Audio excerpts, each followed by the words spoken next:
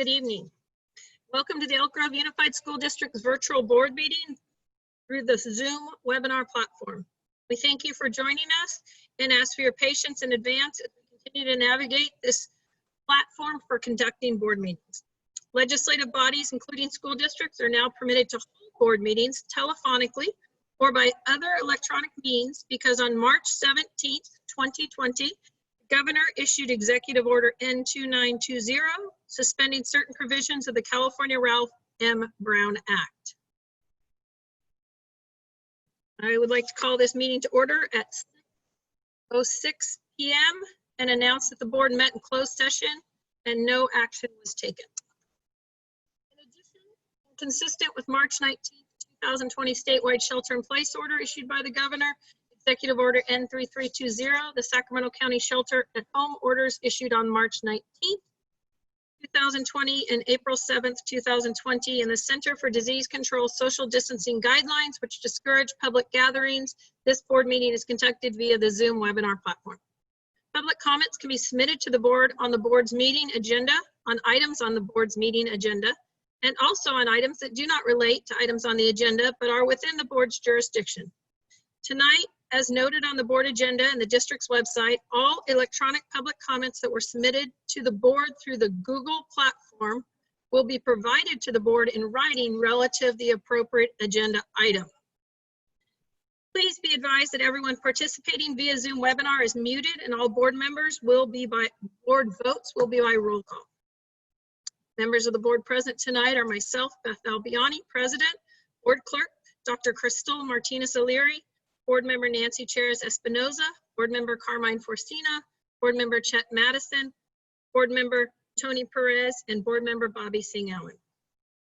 In addition, today's Zoom webinar meeting is being video recorded. It will be available on the district's YouTube channel. We need to go with one piece of information. We again have a high number of public comments. We have 6 categories they fall into. 2 categories are a repetitive letter we have received a copy of, so we would like to read the sample, the original letter and the names of the other people who sent it in. 2 of the categories are about learning models from parents and learning models from the teachers, and I would like to allow 10 minutes each for reading of those to have a sample of those read to us. And again, they will all come to you in written format. And then we have 2 on the consent agenda and 6 on various other topics that we would read all of. Is that agreeable to the board? Yes, I agree. Okay, so that is our plan with public comment. If there is any objection, please speak now. Forever hold your peace. Bet. Okay, we're going to start with the Pledge of Allegiance. I've asked Mr. Pierce if he would please lead us in the Pledge of Allegiance. Okay, please stand, salute, and pledge. I pledge allegiance to the flag of the United States of America and to the republic for which it stands, one nation, under God, with liberty and justice for all.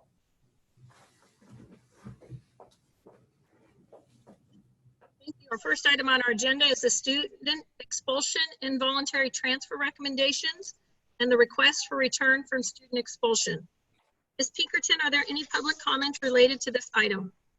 Madam Board President, there are no public comments related to this item. Thank you. I'd like to call for a motion and a second to approve the request for return from student expulsion. So move approval. We have a move, first and a second. Thank you. A roll call vote. Ms. Singh Allen? Aye. Mr. Perez?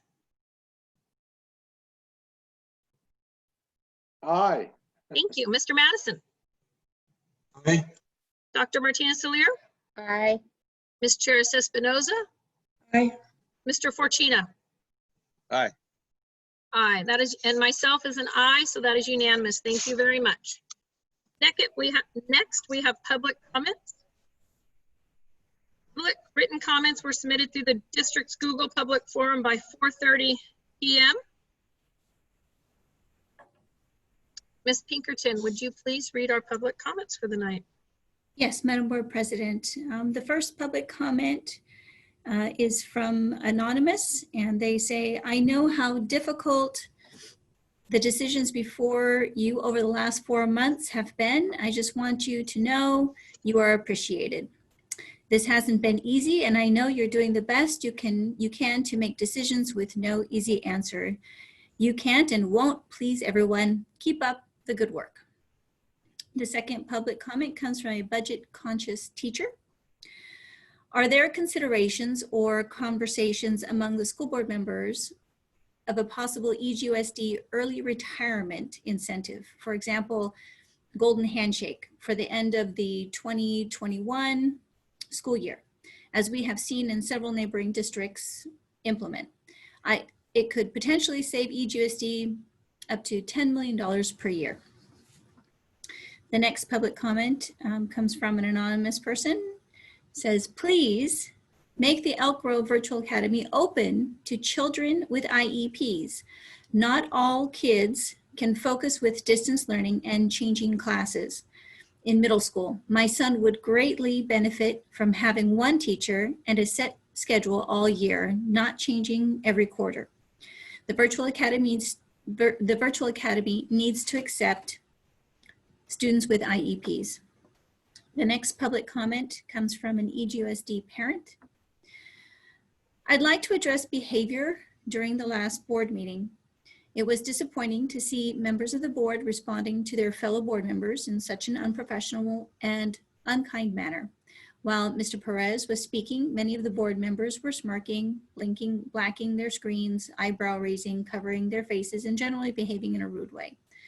This behavior was shameful, especially as people who represent families and children.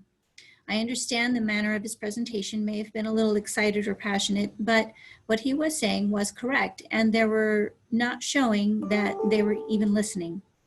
The zip codes of our region do indeed span multiple school districts, but that does not negate the fact that they are our students, and even if they go to Sac City School, they mix and live in our EGUSD neighborhoods. He was also correct that at many drive-through events, social distancing and the wearing of masks were not done. There are plenty of pictures on social media showing staff, Sac Sheriff, the principals and students not following protocols. In the recent copy of Sacramento Magazine, there were 2 large pictures of EGUSD staff not wearing masks. This is embarrassing and unacceptable. I hope the board members remember their standing in the community and act appropriately in the future. The next comment is from an anonymous person. I am incredibly frustrated with the district's allocation of FTE for special education right before we start distance learning. My site was reduced to 1 full FTE. This reduces the number of support classes our students need by 2 full year classes. How does this serve the needs of the students? This creates a special problem in distance learning where the department is going to have to revise plans and resources for our students at a time when we already have a tremendous amount of preparation already in the works. This falls on the remaining teachers at the site to try to figure out.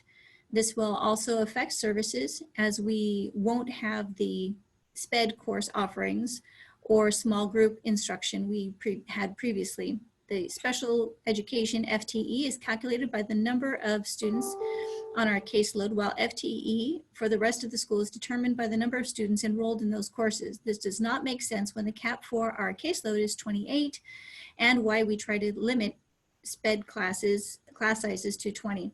This is so that we are in compliance with their adaptation plans, which most include small group instruction, and we are able to provide more time and resources to help our students to meet their goals. At our site, the students that need the most support, often very far below grade level, will be in a larger class or forced to be in a class they are not ready for or have the skills for. It has been common practice across our districts to put 2 different levels of curriculum into one classroom. How does this serve our neediest populations? Teachers need to prepare twice as much for one class, especially during distance learning. Is this what you would want for your own children?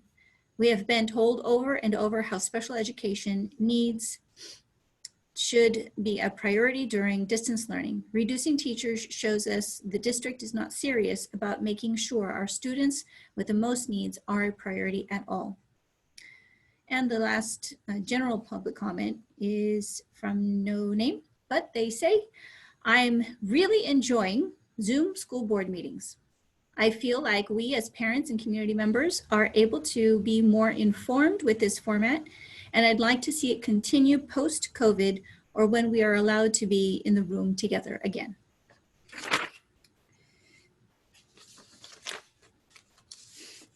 The other public comments are related to the concept of the cell towers, 4G and 5C cell towers. So this public comment was written in by Mr. Mark Graham, and there are 12 supporters to this comment, and I'll read the names of the supporters after I read the letter. Dear Elk Grove Board of Trustees, Superintendent Hoffman, and staff. My name is Mark Graham, and I live in Elk Grove. A school is like a family. Students get more and give more to their school family when they interact with it than when they're on their phones. Several months ago, I learned that the city is considering issuing a permit for 5 cell antennas in Elk Grove, all near public schools. 2 of them are at schools. 8661 Power Inn Road at Monterey Trail High School and 9050 Vicino Drive at Laguna Creek High School. I do not want this to happen to any school. Having a high-powered 4G and 5G cell antenna right next to the school is going to distract the students from their focus on their classes. Students should not be on their cell phones during school. Having more and faster wireless internet access is just going to be a very tempting distraction to students. Please ask the city to deny the application and to not use the permits. One of the city's options is to limit the hours of operation of the antennas to only the last 1 hour before the start of the school day and the first 1.5 hours at the end of the school day. Students could use whatever service is provided without being distracted from their classes or school activities during those times. The city should not add any more cell antenna sites that are near schools. I ask the board to communicate these recommendations to the city of Elk Grove as soon as possible. Finally, the teachers union will support you on this. I just learned that the teachers union authorized EGUSD admin to utilize our association as a concerned party in any efforts they engage in to rectify or mitigate the proposed placement of the antennas. Please speak up for our students, for teachers, and for schools. Help students stay focused on their school, family, education, and real life. Please respond to this message. Thank you. And the supporters with Mr. Graham are Ms. Sarah Sanga, Diane Saturn, Lynn Wheat, Layla and Joe August, Leigh Shaver, Kathy R., one anonymous person, Surinder Desi, Sally Baramaki, Surinder Daisy, Susan Mason, and one more anonymous person.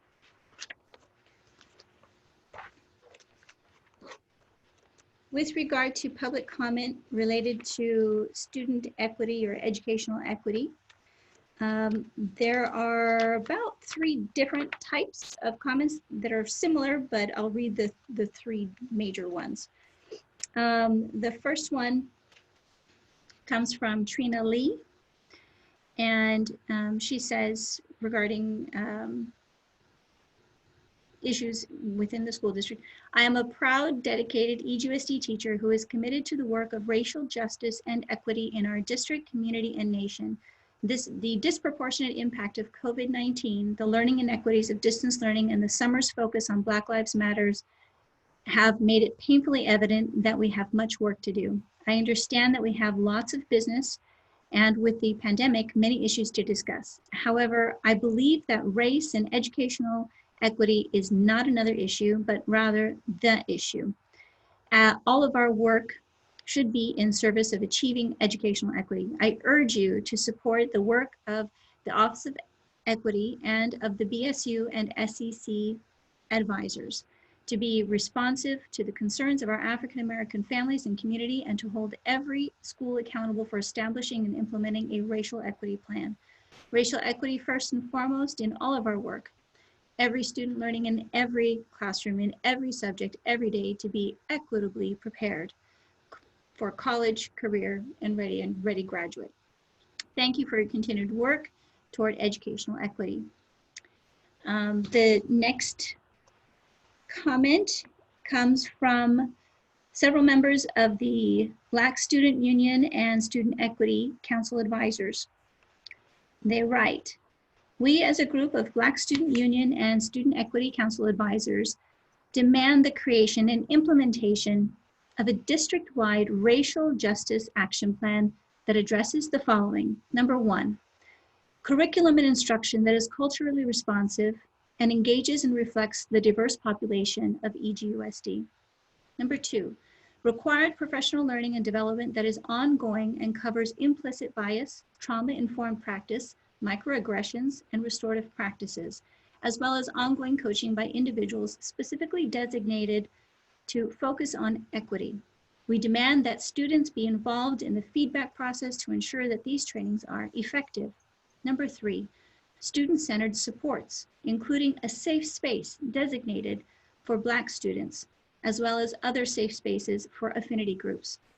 Number four, transparent and effective grievance processes for staff and students who experience racial discrimination, and a system of accountability for staff who commit racist and discriminatory acts.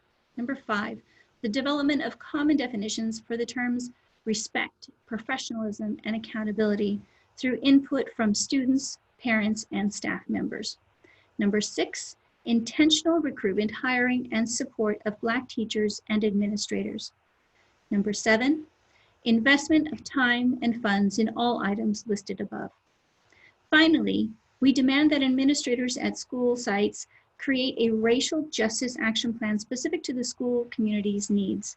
To be clear, we want to focus our efforts on Black and African American students, families, parents, and teachers, and reduce the harm they're experiencing in our communities.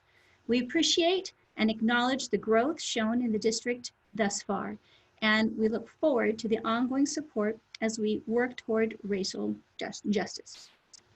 That was submitted by last name Martinez and was echoed by Olivia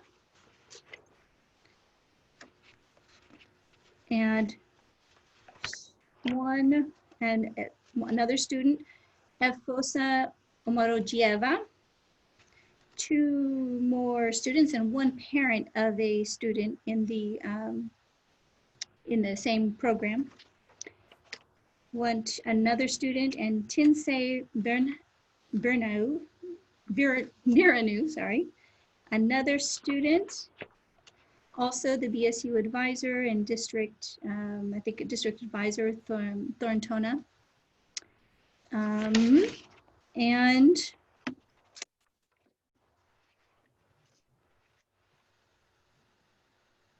the students of EGUSD. Oh, Allison Yee also.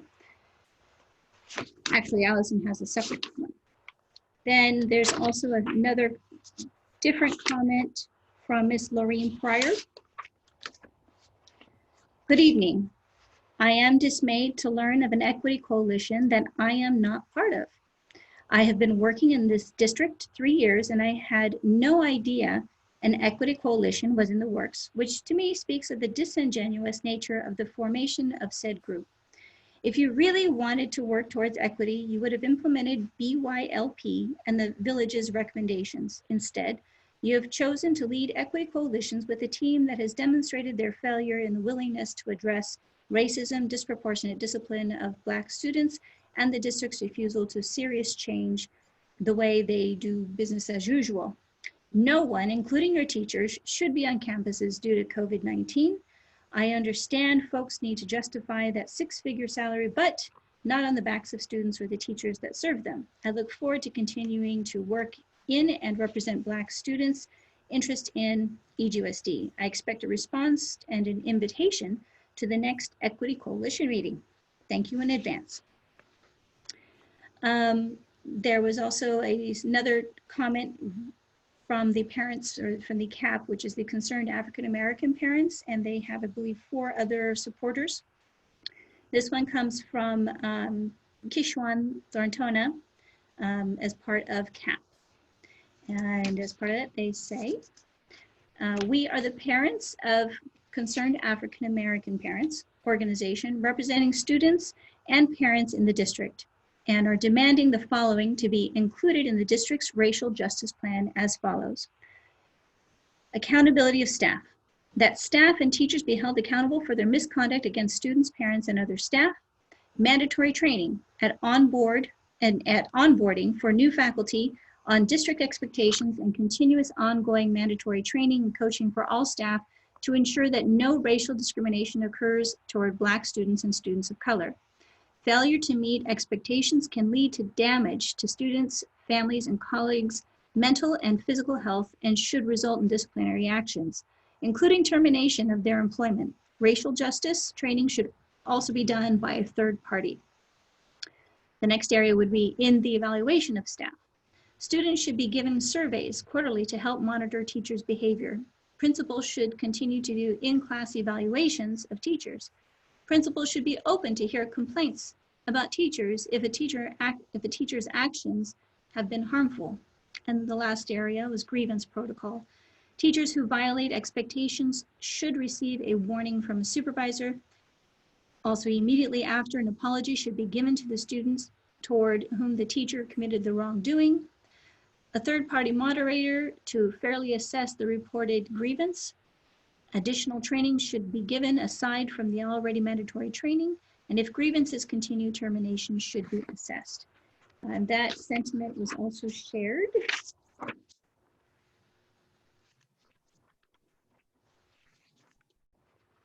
by Miss Joyce Brown and 4 other supporters: Willis Brown, Jamil Brown,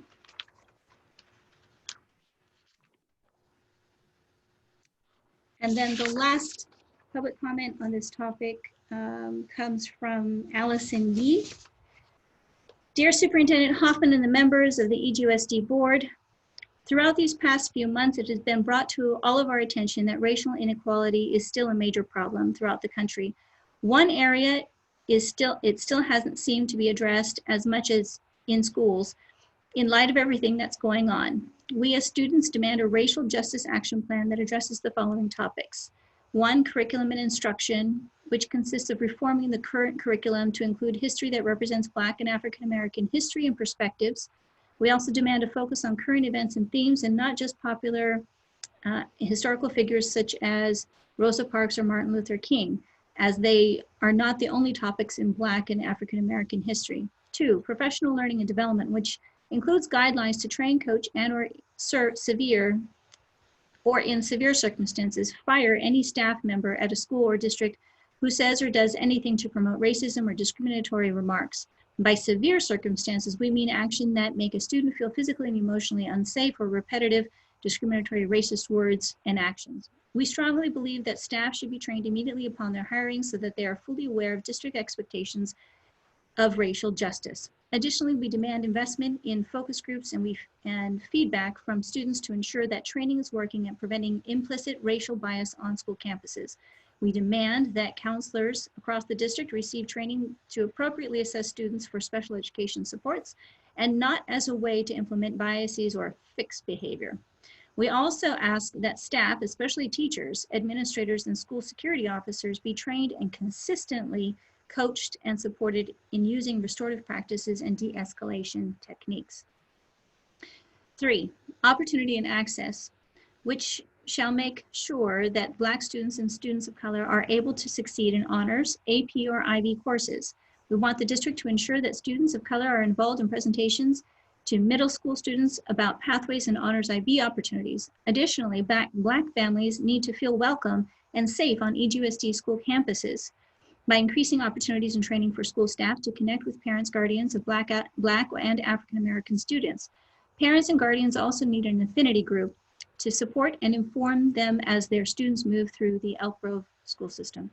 4, student-centered supports, which includes creating a less intimidating space for students in order to foster a safe feeling on campus when law enforcement officers and security are present. Ultimately, we ask that you seek alternative community resources to promote safety on campus so that we can become less reliant on the law enforcement system. as many Black students and students of color feel less safe when they see a uniformed officer on campus. We demand that you increase student representation in associated student bodies, the ASB, and yearbook across campuses by having schools review media such as yearbooks and websites, activities and organizations like ASB for representation of the diversity on campus. Leadership at each school site must act to make their school programs more representative. Finally, we demand a transparent grievance process for students to report experiences of racial discrimination and a guarantee that those students will be supported and their reports taken seriously. We insist that you hold staff and administration accountable for acting with the utmost respect and professionalism in our school sites.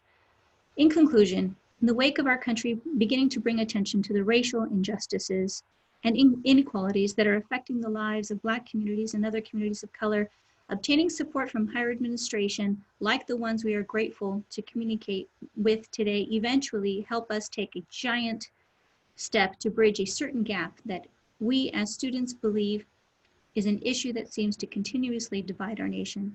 If you, the school board, and the superintendent proceed to take that step, we as an entire community will be moving towards an optimistic future that will eventually ripple across the nation. Sincerely, the students of Elk Grove Unified School District. And that concludes the public comments. Thank you, Ms. Pinkerton. Appropriate district staff can follow up with concerns presented during public comment, please. Moving on to the consent agenda. Ms. Pinkerton, is there any public comments related to the consent agenda? Yes, Madam Board President, there was one related to the consent agenda, and there is a separate one that is related to an action item later on. Okay. The one related to consent is from an anonymous person, and they simply say, with regard to revised salary schedules number 17 and number 25, what is the rationale to reduce fairly lower level salary schedules even more? I think it'll make it harder to recruit for these roles in the future. If you are trying to save money, then put a pause on any executive management salary increases. And that concludes that section. Thank you. I'd like to call for a motion and a second to approve items 1 through 22 on the consent agenda. So moved, Bobby. Second it. Thank you, Ms. Allen and Mr. Madison. A roll call vote, Mr. Forcina, Aye. Ms. Charis Espinoza, Dr. Martinez-Alier, Aye. Mr. Madison, Aye. Mr. Perez, Aye. Ms. Singh Allen, Aye. and myself will make it an aye, so that will be unanimous. Moving the consent agenda, items 1 through 22. Thank you. Next, we have bargaining units, number 11. Ms. Pinkerton, are there any comments, public comments to be read from our bargaining units? Madam Board President, there are no public comments regarding the bargaining units. Thank you very much. We'll move on to discussion items. Discussion item number 1, the Elk Grove Unified School District Community Facilities District 2020-2021 tax report and first reading of ordinance number 1, 2020-2021. Mr. Pierce. Thank you, Madam President, members of the board, Superintendent Hoffman, and Ms. Avalos. As you all recall, this is an annual item for the board, whereby you set the tax rate for each property in our Community Facility District number 1. And in this case, obviously, for the 2020-2021 tax year. The ordinance includes the adoption of the annual tax report and the establishment of all tax rates within the Community Facility District and the tax roll, which we forward to the County of Sacramento. I do want to share with the board tonight that in terms of this particular tax report, tax revenues for the coming fiscal year are projected to be up about 2.5%. That's a very good thing, one, given the economy, but also because in the last 2 years, we've actually seen a slight decline in your tax revenues. So we're happy about that, and we're encouraged by that. It's roughly about $350,000 of additional revenue in what is currently a $15 million tax base. But again, the trends are up slightly, and we're just happy to see that as staff to the board. So this ordinance will be back before the board for approval on August 11th. and will be delivered to the Sacramento County Auditor's Office no later than August 14th with your approval. The purpose tonight is to share the tax report and to open and close a public hearing and move it forward to August 11th. So I'd be happy to answer any questions that you might have. And absent any questions, I would ask the Madam President to open and close a public hearing. Are there any questions, Ms. Charis Espinoza?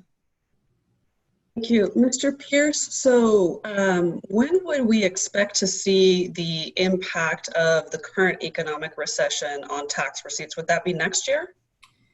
So what's happening, Ms. Charis Espinoza, is the number of parcels that are being approved and or entitled through either one of the two cities or the county, they're increasing. So these are actual parcel taxes on properties throughout our district. So we just had Mr. Hoffman and I and Mr. Madison, for instance, had a meeting with the city of Rancho Cordova. They're experiencing in the city the same thing that we're experiencing district-wide, and that is the housing market is not slowing down and the development market continues. In fact, the month of June for us was our third highest month for the entire fiscal year. So what we're seeing in terms of people's personal revenue and unemployment is not transpiring into the housing and property market currently. So I don't anticipate the way things are looking right now, unless the economy takes another jolt, that we will see any further decline in this. Thank you. Any other board members? Ms. Allen? Your microphone's on if you're not interested. Oh, I'm sorry. Not Nope. a problem. So I will open a public hearing on the Elk Grove Unified School District Community Facilities District 2020-2021 tax report and first reading of ordinance number 1. Ms. Pinkerton, is there any public comment that has been submitted? Madam Board President, there are no public comments regarding this item. Thank you. Seeing no comments, I will close the public hearing and we will look forward to seeing Mr. Pierce back on August 11th. Thank you. Next is our item number 2, the Elk Grove Unified School District Learning Model Update. Ms. Larson. Good evening, President Albiani, members of the board, Superintendent Hoffman, and Ms. Avalos. Tonight, we're really pleased to be able to share with you an update regarding our 2021 school year learning model, focusing on the beginning of school. And tonight, Dr. Graywall and Mr. Murray will be joining me. And I want to thank Mr. Pierce for being our technical director and helping us with forwarding the slides as we go through the presentation. Next slide, please. So tonight we have 3 basic topics. We're going to be sharing our distance learning schedules for elementary and middle school and our various school schedules in elementary and middle. We are going to share professional learning and teacher support that we have planned and our plan for student assessment as well. And before we get going on the learning schedules, we want to ground everybody with the definition of distance learning. So as we know, distance learning is an alternative learning and educational service model in which the student and the teacher are in different locations. Instruction takes place either synchronously, which means the teachers and the students are online at the exact same time, or asynchronously, which means they are not on the line at the same time. They're doing their work at different times. I'm going to turn it over now to Dr. Graywall to talk to you about the elementary schedule. Good evening, Board President Albiani, members of the board, Superintendent Hoffman, and Ms. Avalos. Thank you for the opportunity to present our elementary schedule to reflect full distance learning. And the development of the schedule included the insight and support from teachers, principals, EGA leadership, and various district level departments. We have 2 schedules to present. This is the 1st through 6th grade model, and then I'll do the TK kinder model. Both schedules start the day with a learning block in the morning, and then after the teacher's lunch, there are shorter periods where personal connections can be made. The 1st through 6th grade schedule provides for 255 minutes for year-round schools and 240 minutes for modified traditional and traditional or student learning engagement time. The year-round scheduled times are highlighted in red and modified traditional and traditional are in blue. The models are conceptually the same, but the times differ due to their calendar and instructional days. There are fewer calendar days in the year-round calendar. Therefore, we added 15 minutes more of student instructional engagement time. So looking at Monday here. So Monday is set up with an initial block of time where students engage in synchronous and asynchronous learning and assessment, and it's all delivered via Zoom and Google Meets. Please note that Monday is an early out schedule. Now, during this block of time, the students are going to receive focused instruction, also known as direct instruction. There's guided instruction where the teacher is facilitating the students' understanding, along with time for collaborative work where the students could work in groups or pairs. There's formative and summative assessments with time to receive feedback. There's interventions, specialized instruction, and EL support. And there's also independent work that may include projects and long-term assignments and additional assessments as needed. The 11 o'clock block time is an option for professional learning where teachers can pick from a menu of options. There's distance learning planning and lesson development, and students have asynchronous instruction and assessment. I'm going to continue on Monday, so if you can go to the next slide, please. So on Monday here, after lunch, the teachers engage in professional learning community work where they will collaborate together to analyze student data within the distant learning process and plan future lessons. This time is also spent attending student meetings like 504s, IEPs, receiving professional learning on distance learning, where they may conduct their distance learning management planning and also connect with families. Rob, if you can please go back to the previous slide. Thank you. So I'm going now to the top of Tuesday through Friday. It's very similar to Monday. It's a 4-hour block and is designed for students to have live synchronous interaction with a teacher with a maximum of 70 minutes of synchronous work. And so as you can note, that's a significant chunk of time for students and teachers.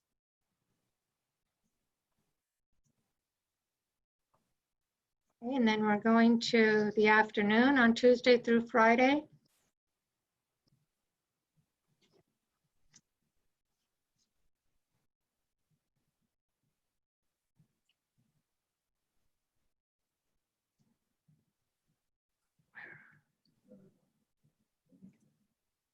So this is another block of synchronous and asynchronous time and family communication. Then we have the prep time. And then after that, there's a distance learning. It's the same as on the Mondays where there's distance learning management, lesson development, communication, synergy updates. And again, they have an opportunity, teachers have an opportunity to attend 504s and IEP meetings.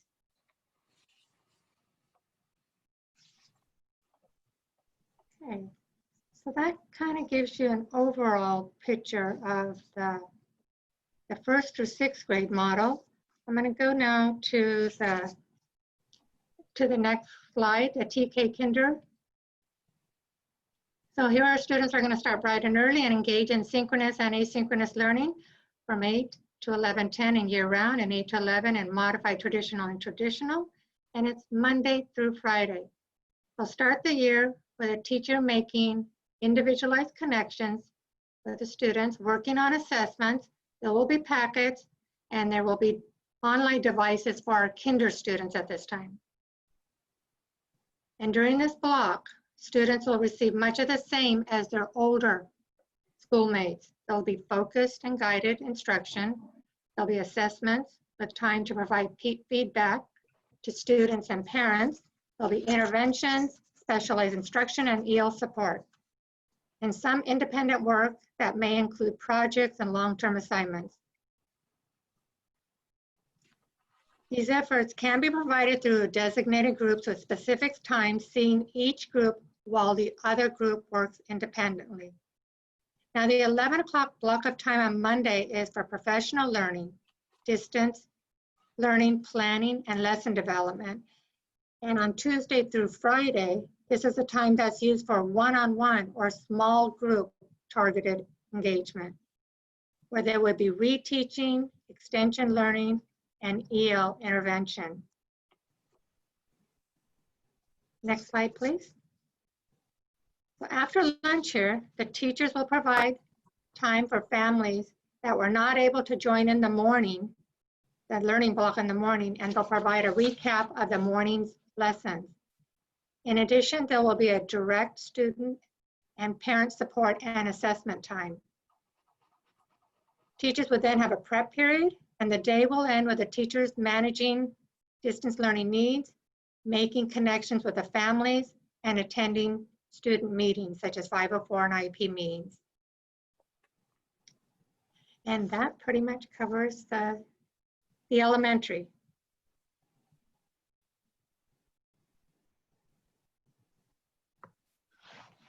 Thank you, President Albiani, members of the board, Superintendent Hoffman, and Ms. Avalos for allowing us to present the secondary schedule. Reiterating what Dr. Graywall stated, the secondary schedules were developed in collaboration with EGEA, tactical teams, and district leadership. It is also important to note that input from the board and community was also valued in this developmental process.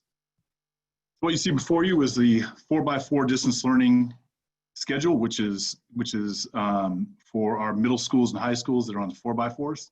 Also, alternative education has adopted this. So when we previously discussed schedules, we had 3. This time there's only going to be 2. Alternative education is going to adopt the 4x4 model. And in this, you'll see, similar to what Dr. Graywall was saying, we have a Monday schedule with early dismissal, and then Tuesdays through Fridays is a separate schedule, but similar. On this schedule, for Monday, you'll see 40 minutes of class time synchronous learning for each one of the periods. And then teachers will have lunch, students will be dismissed, and in the afternoon, there is time for teachers to collaborate in collaboration time, PLCs, for effective distance learning. And then from 2 to 3:20, they have a rotation of staff meetings, professional learnings, department meetings as needed. And then staff will be released as necessary for attendance in IEP 504 student support meetings, similar to what you saw in elementary. In addition to the class time for Mondays, there also will have at least an additional 20 minutes per class of independent practice time assigned to students on this day, on Mondays, in order to meet the 240 minimum minute requirement as per Senate Bill 98. And then sites vary in how they do advocacy, so advocacy will be determined on a site-by-site basis. On the Tuesdays through Fridays on this model, you'll see that teachers arrive and the students have a 55-minute synchronous class time. And during that class time, they have daily live time with students delivering synchronous instruction via Zoom or Google Meets. And synchronous instruction includes instructional activities such as focused instruction, guided instruction, collaborative work, and other activities between students and teachers. And then at the end of that 55-minute block, built into the schedule is an additional 20 minutes for support for students by teachers. So teachers would be available for students. So after the synchronous class time, students will be allowed to do their work, and then teachers will be available to support them during that time for that specific class. That schedule is repeated period 2, period 3, then there's a lunch break, and then period 4 is the same thing.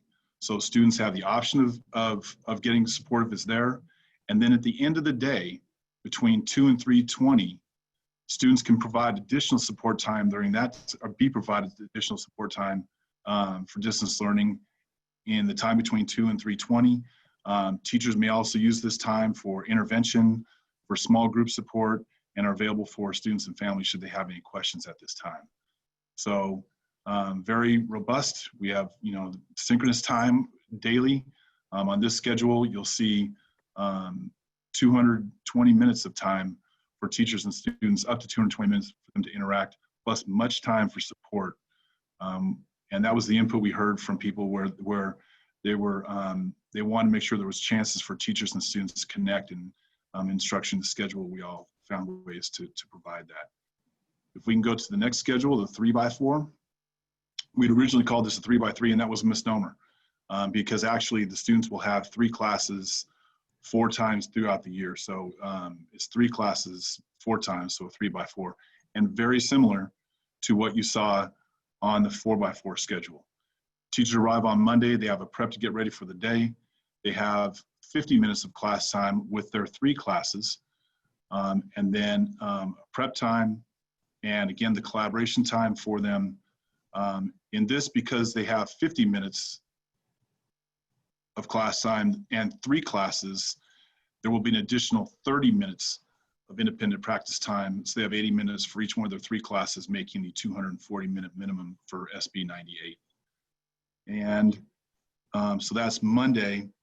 And then Tuesdays through Fridays, similar to the 4 by 4 schedule, except instead of having 55 minutes plus 20 minutes, they have actually 60 minutes plus 20 minutes. So there's 80 minutes per class of synchronous learning and support time, guided practice and support for students.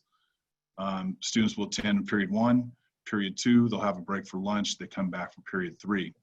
Now, the one thing about this schedule that's different from the 4 by 4, if you look in the bottom right-hand corner, the way the 3 by 4 is structured is teachers in a normal traditional schedule have a 6-period day. And the way teachers' schedule is structured is that they will teach 5 of those 6 periods. So on a 4 by 4, they teach 3 of 4, and that's common throughout the year. But when we broke the schedule up for students on the 3 by 3, there's going to be 9 weeks where teachers have 3 classes and 9 weeks where they have 2 classes. And so on the times when teachers, for example, if I had a 4th period prep on this schedule, Tuesdays through Fridays, I would teach periods 1, 2, and 3. So if I rolled into the entire time in the afternoon of support for students, I would not have time to prep for my classes. So if I had a period 4 prep, as you see in the bottom right-hand corner, I'm allowed 1 to 2:20 for prep to get my classes ready for the next day, and then 2:20 to 3:20, 1 hour for the family communication and online support. So in this model, if I had period 4 prep, I would be teaching 3 periods. I would have an 80-minute prep, and then students could be supported either in the 20 minutes at the end of class or for an hour at the end of the day. If I have a prep during this time, let's say I had 3rd period prep, I would teach period 1, I would teach period 2, and then period 3 would be my prep. And for those teachers who have that prep, then in the afternoon from 1 to 3:20, they're available for the distance learning support, family communication, that entire time from 1 to 3:20. So it was the best schedule we felt we could develop, considering the fact that should we roll back into the regular program and 6-period day, this schedule allows us to do that without disrupting student schedules to a great degree. And that is the presentation for secondary student schedules.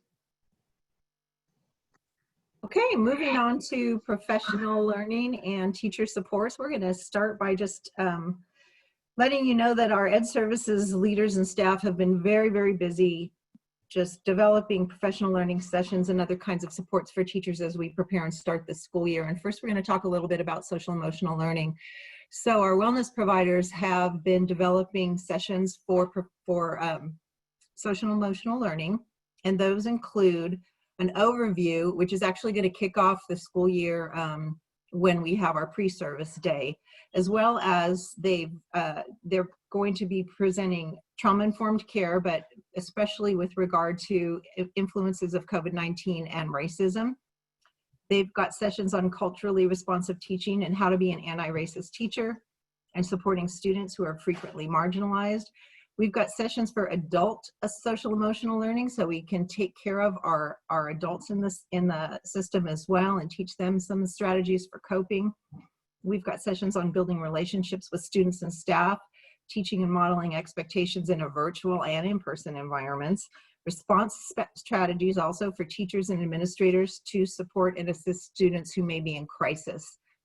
In addition, our providers have developed and are continuing to develop various videos that teachers can watch on their own or revisit or share with others on SEL strategies for distance learning, for helping to increase student engagement, for helping kids to create adequate workspaces in their homes for distance learning, and also how to implement PBIS and classroom expectations in a distance learning environment. So that's what we've got in development and finished and ready to go for social emotional learning. Next, we're going to talk about educational equity. We've got online professional learning modules, speaking up against racism, recognizing and interrupting implicit bias, equity lens on distance learning, culturally and linguistically responsive practices in building positive relationships at a distance, and supporting youth advocacy. We currently have a book study going on right now for the book How to Be an Anti-Racist by Ibram Kendi. And in the fall, we have 2 book studies scheduled, Justice on Both Sides by Maisha Wynn and Strength-Based Leadership at a Distance by Tom Rath. And then moving on to professional learning around technology and pedagogy for teaching in a distance learning environment. Next week, we have 3 consecutive days with over 90 sessions focused on the technology for distance learning, how to use our core digital content and other digital content, our best teaching practices for distance learning, for engagement for distance learning, and more. We're going to repeat those opportunities in August, and as of 5:30 tonight, we have 4,000 registrations for over the 90 possible sessions, so we're pretty excited about the summer learning that people are going to be taking advantage of. When we go to pre-service, it'll consist of, as I said, a kickoff on social emotional learning for all staff, and that'll be about a half a day session, so it'll go pretty deep for a kickoff. And then we'll have breakouts where educators will receive resources for supporting distance learning that'll be tailored to their grade levels or tailored to their content areas, and we will be going through our guidance document with them. We've produced a guidance document similar to the one that we produced in the spring. This one's much more robust and has a lot more information for teachers as well. Then when it comes to the fall, we are using the lens of innovation. Professional development opportunities are going to focus on the principles of high quality instruction, on early literacy and social emotional learning, and we're going to continue to support our teachers with maximizing that connection between pedagogy and technology. So mastering those platforms as well as mastering best practices for the platforms. A huge resource we have in our district is our instructional coaches. We have instructional coaches based in our English learner department and also in our CPL department. Our coaches are fanned out across the district and over all of our schools, and they provide coaching facilitation and also professional learning for teachers, for teams, for staff, and we're excited that we can continue to support teachers in that way as well. Our coaches are based in schools, but they're also available across the district to anybody. And moving to our last topic of student assessment. As you're aware, we've had significant work that's been going on for several years with regard to our assessment work and our assessment steering committee and our collaborative assessment planning team, which consists of leadership from district and our bargaining unit, EGA. We are continuing that work, and our district-wide assessment strategy is set to be implemented in order to accurately measure student learning based on clearly defined learning standards. Assessing the academic, emotional, and physical well-being of students is critical to addressing their needs clearly. This has been a practice and is an ongoing practice that teachers have used forever. But as we know, this year, startup of school is not typical. We've never had a startup of school, at least in all of my years being on earth, that has been so atypical as this startup of school. So we recognize that there's never been a more important time in this environment to critically measure where students are performing academically and socially in relation to grade level standards as we begin to implement instruction for this school year. So to that end, the district is going to be providing a variety of beginning of the year assessments for teachers to use and support with how to administer those assessments in a distant learning environment. And the results will be available to inform their instruction, to understand students' current knowledge and skills, and to identify student needs. The Assessment Steering Committee and the CAPT is going to continue the work and also with our content area steering committees to continue to develop and implement ongoing formative, benchmark, and summative assessments throughout the year.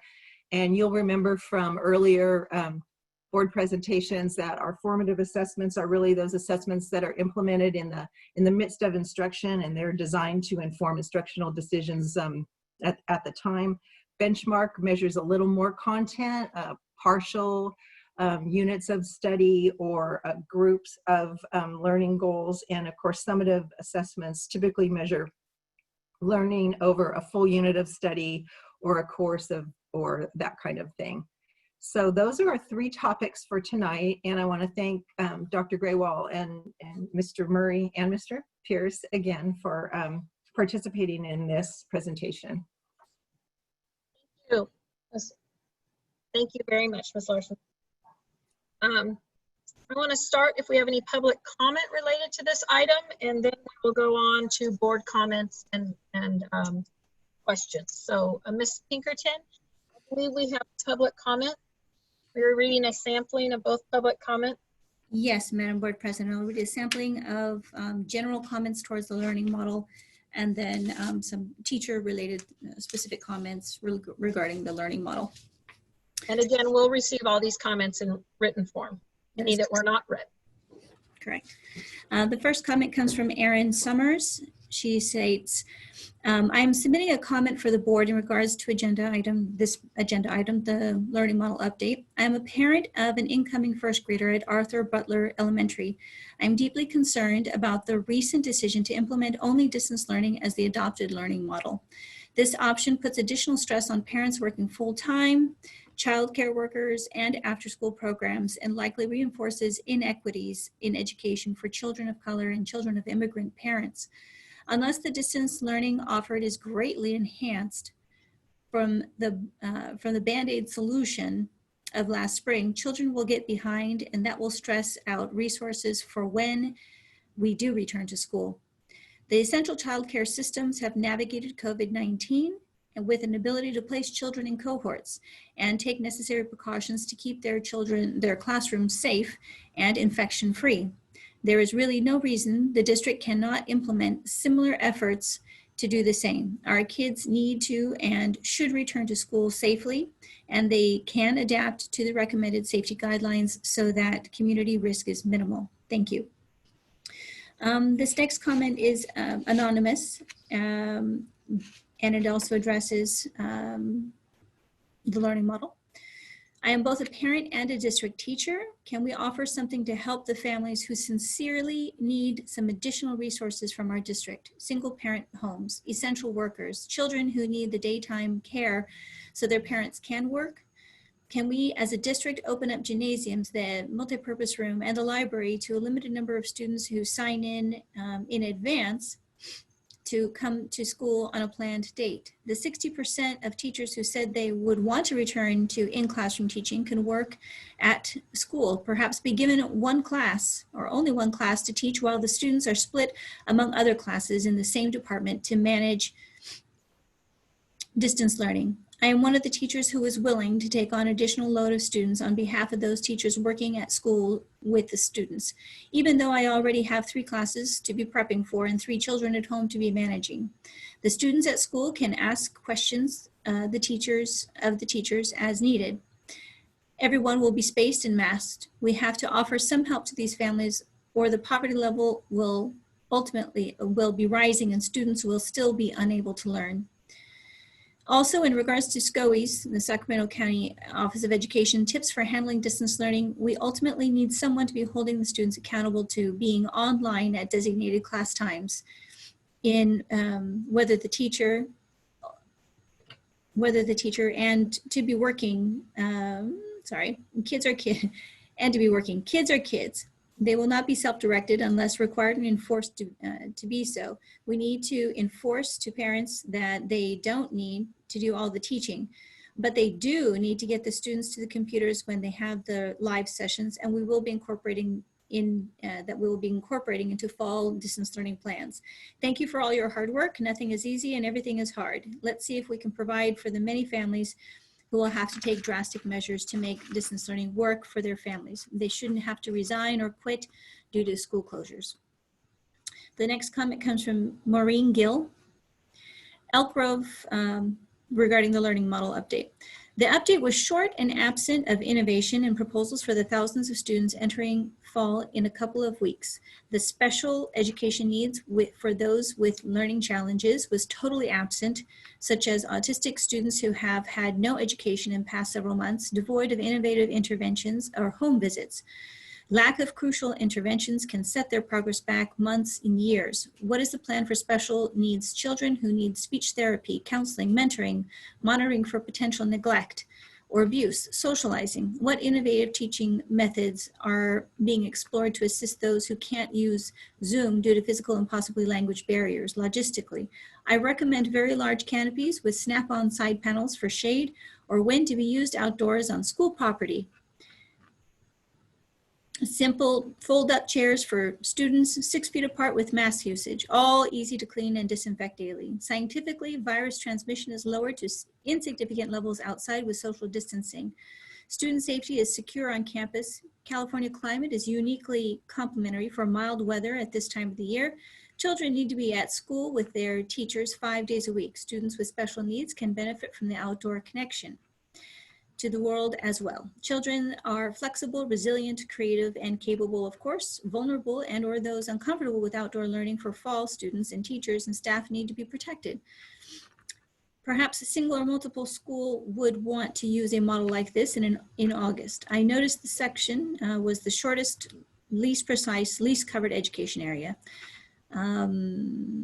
And that the employment agreement section was most vastly covered subject for review tonight. Please put children's education first on the agenda tonight. The next comment comes from Leanne Carmi. Last year, distance learning, at least for my son's class, consisted of the teacher assigning work on Google Classroom every day and the kids completing that work. My son is mildly autistic and in a general education classroom. Google Classroom did not work for him at all. His teacher was highly supportive and sent all his workbooks home. That worked better for us, but on a scale of 1 to 10, with 10 being great learning experience and 1 being impossible to learn anything, I'd put it at a 3 barely. Furthermore, it created extreme hardship for me. I'm not sure how it went for other parents, but my entire morning was taken up by being a teacher to my son. I'm a former educator and I have a master's in education and used to teach at the high school level. It was difficult for me. I can't imagine what it was like for other parents with no educational backgrounds. It took a considerable amount of time and emotional energy, and my work suffered, as did my sleep. I fully support the decision to keep schools in distance learning mode, but I also know there's no way I could manage even a week of what we did at the end of last year.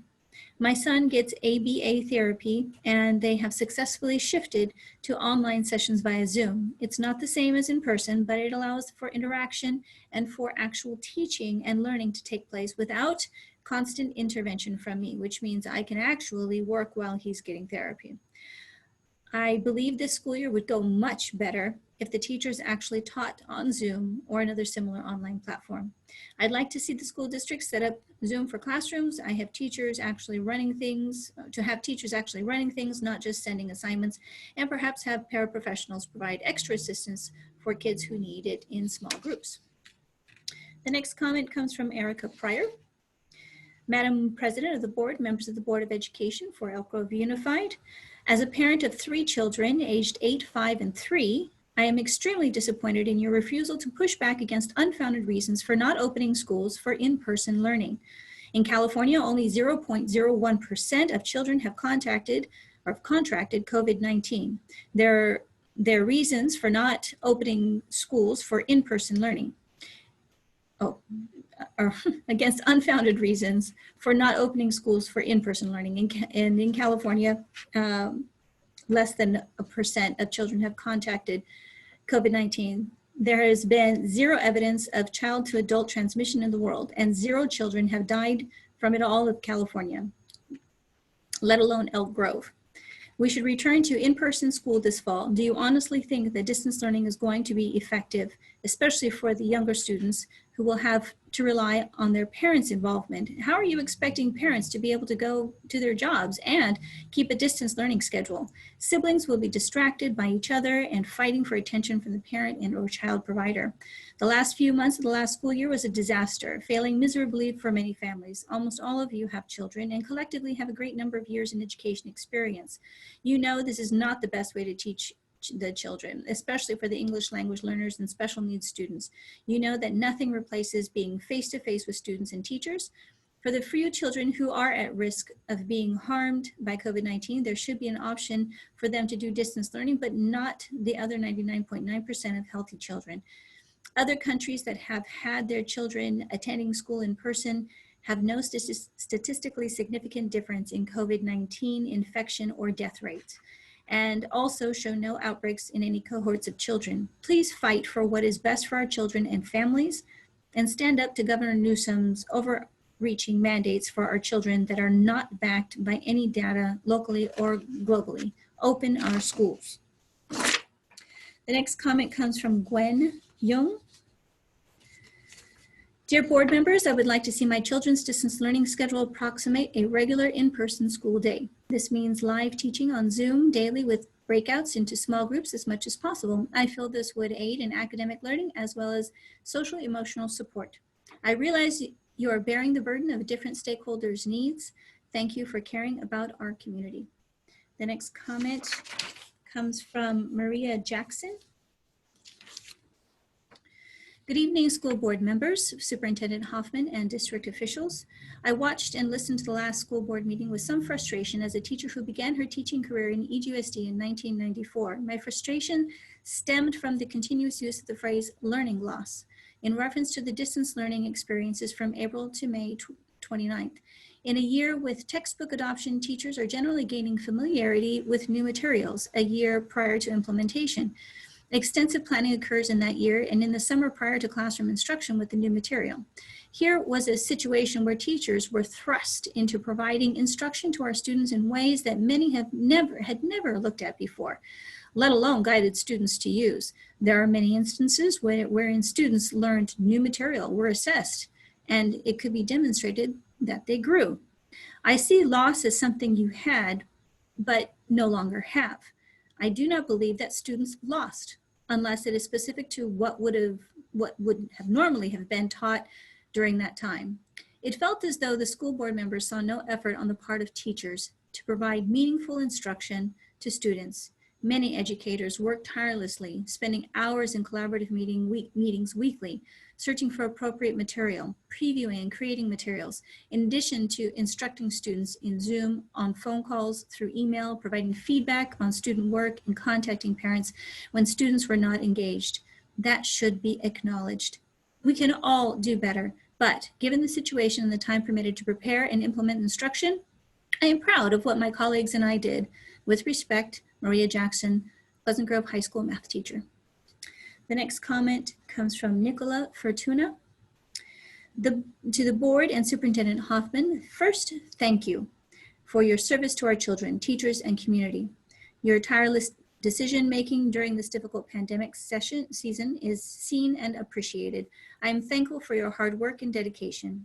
Tonight, I ask you to consider the EGUSD student whose parents refuse to help him or her with schoolwork, for whatever that reason may be.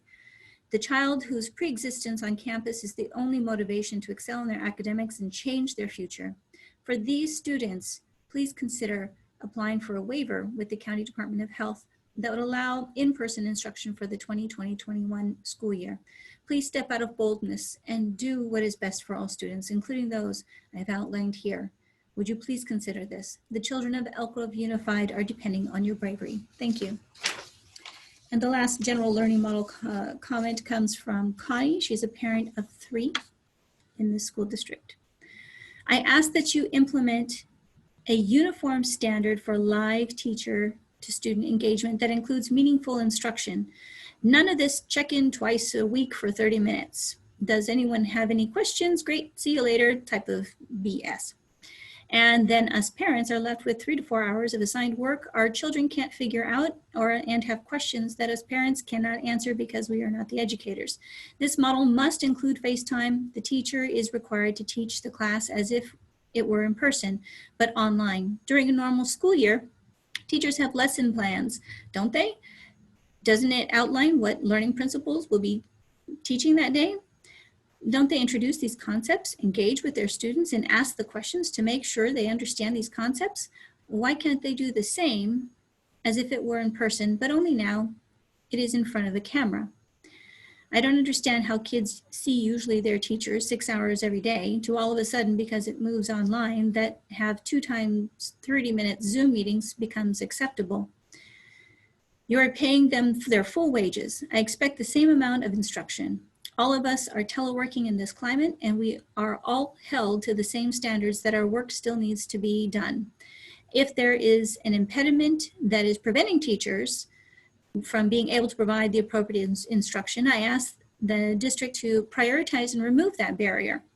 We all understand it is unprecedented time for everyone, and service delivery is different across all the board, or across the board in every industry. However, I don't think this is an excuse to lose sight of what the district and teachers should be doing, teaching.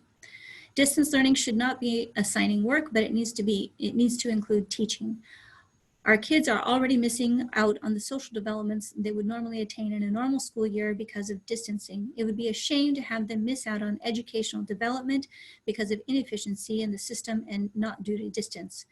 There are proven distance learning models in other countries, in other states, even in universities. There's no excuse for us to not get this right. The next comments are related to teachers and on campus. This comment comes from Amity Okamiri.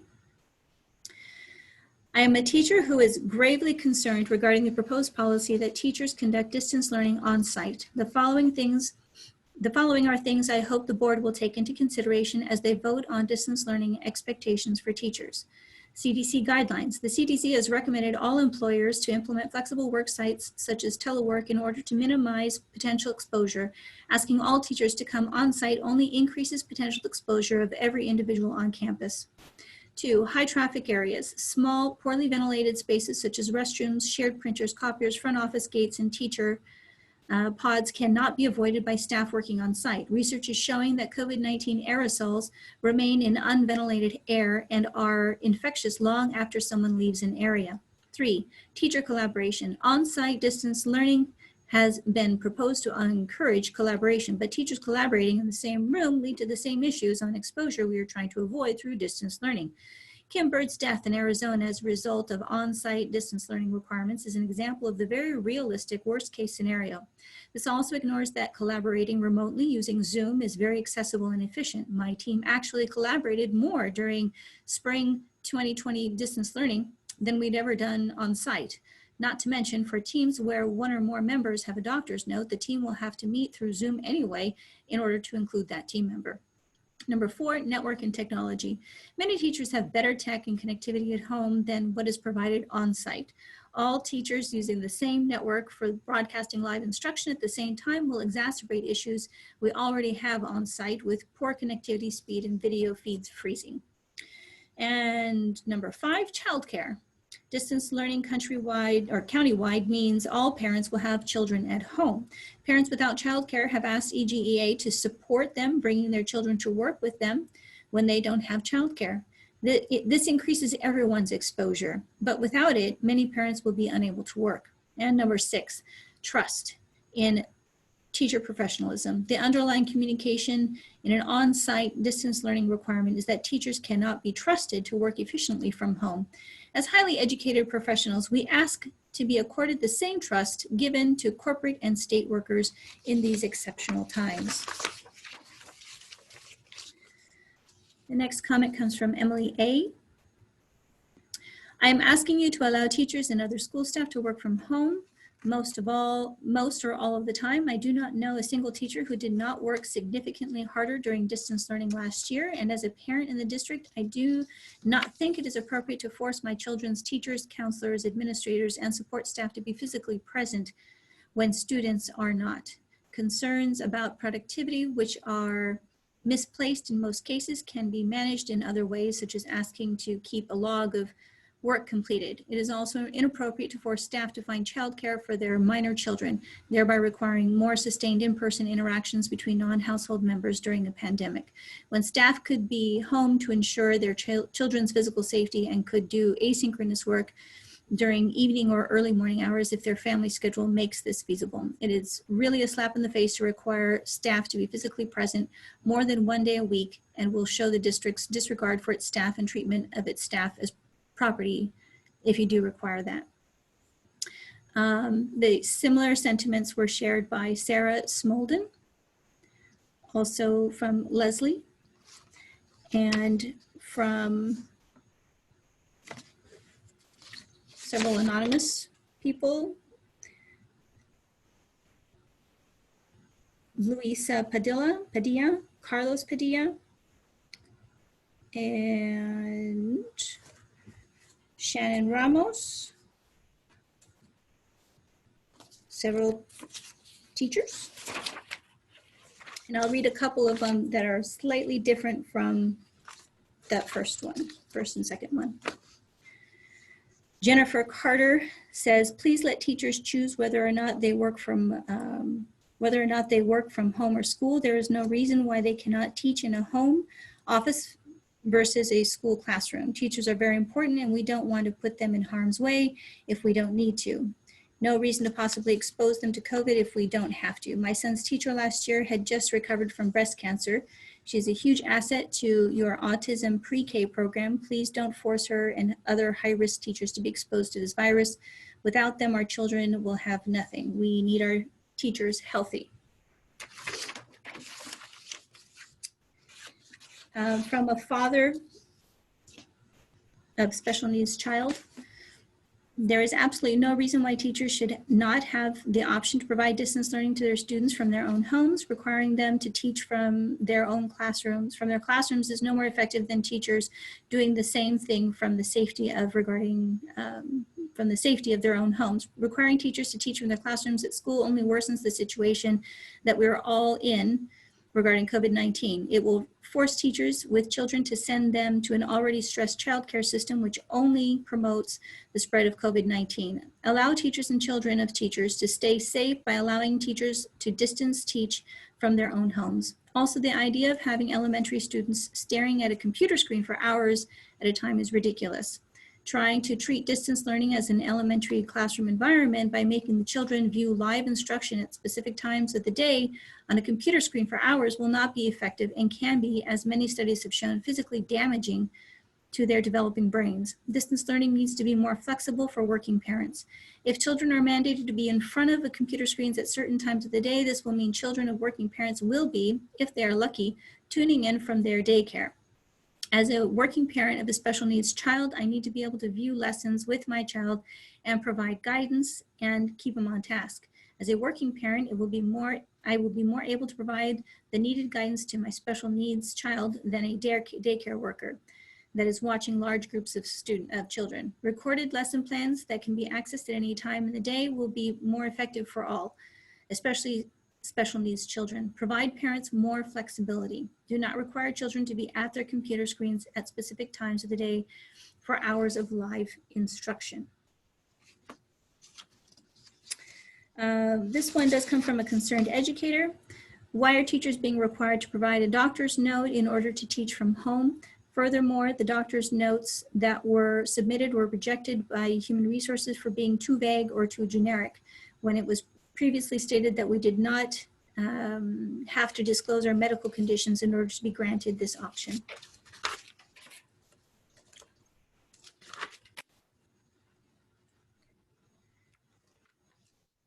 This comment comes from Florence DeCoven.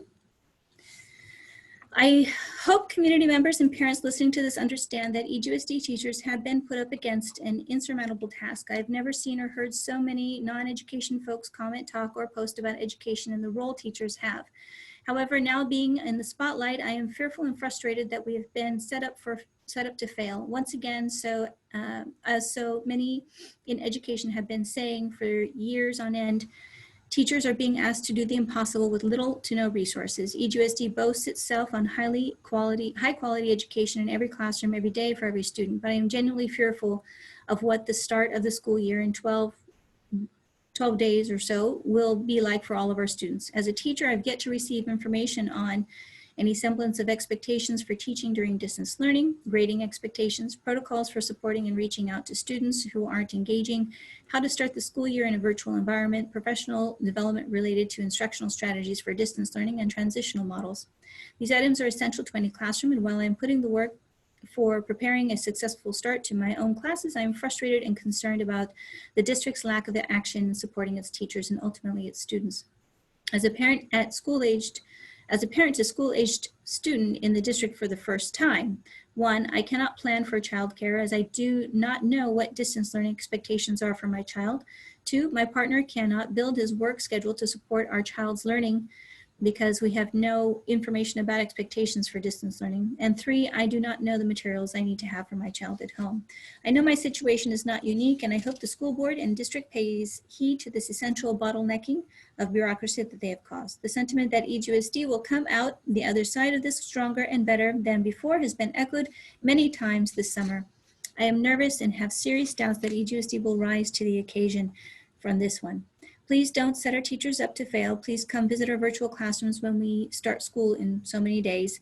Please come ask us what we need. I have yet to hear the school board directly ask that to the teachers. Please start the school year on the ground with us and push for the resources, changes and support we all will need. Please advocate for us in the face of comments, emails, and phone calls from disappointed and frustrated families.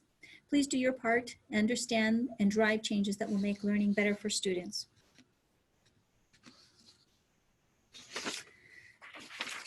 And I think there's only a few more. Next one comes from Alice and Berta. I share a classroom with another teacher. It is counterproductive to require educators to be on campus during distance learning when we will not have our own workspace. This next one comes from Lexi Limon. I'm a product of the quality and care of EGUSD through and through as a former student who attended EGUSD from kindergarten through 12th grade and as a teacher at the district for 10 years now. I have always felt taken care of as a student and educator. However, in the district's requiring of teachers to go back to campus in order to conduct distance learning, it sends a message of little regard to the teacher's health. If this is about accountability to ensure teachers are fulfilling their professional duties, administrators can just as easily, if not even more closely, monitor classes by having access to our Google Classrooms, ensuring there is a high level of learning and communication between teachers and their students. The district has stated numerous times that the safety and well-being of students, staff, and their families is the first priority. Testing in Sacramento County is still nowhere close to where it needs to be. There are over 3,200 certificated teachers, and requiring them to go into a place that automatically increases their exposure to COVID-19 is nonsensical. It is our goal, or if our goal is to make sure it is safe enough to reopen schools, forcing teachers without a doctor's note to return to campus and come into more close contact with others is not only unnecessary, but playing with fire. This entire week, the district is holding online professional development workshops, allowing teachers to learn new skills to enhance distance learning. Teachers are planning and creating new ways to ensure distance learning is effective, engaging, and equitable. We are doing these things from home because it's safer for all. Please trust that teachers will do their absolute best and want the best for our students. We just don't want to be forced to do this on campus where we are more likely to come into contact with the virus. Please reconsider and allow all teachers to conduct distance learning from the safety of our own homes. Thank you.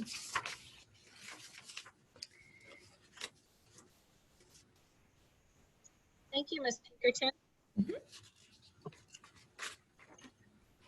Yep. Okay, thank you very much.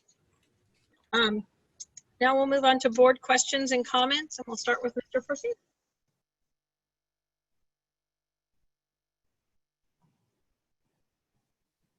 Thank you.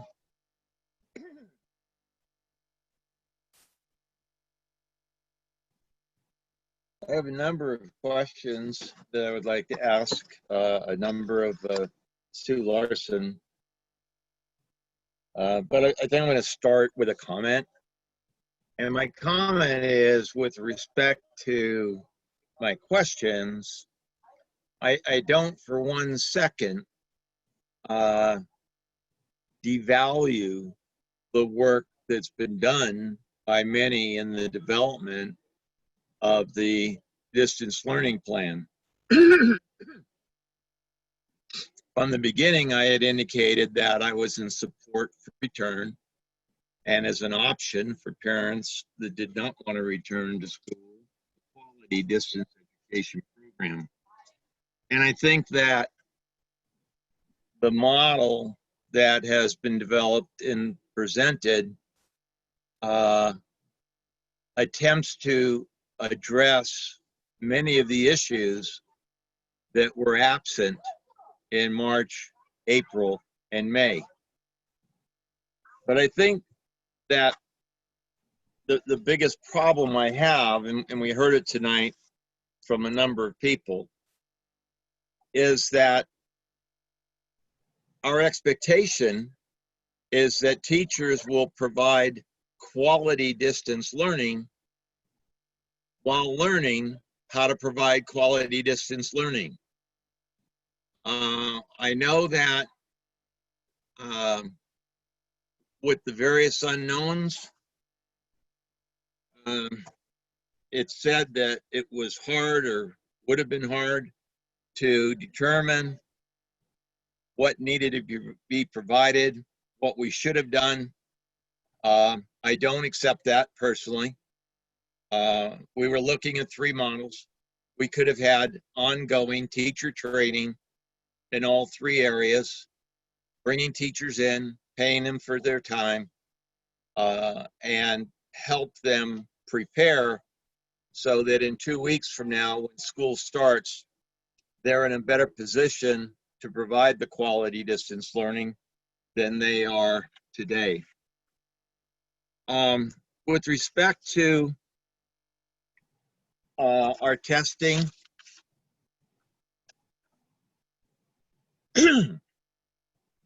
first one would be, what metrics did we use to gather information regarding student performance prior to March 15th?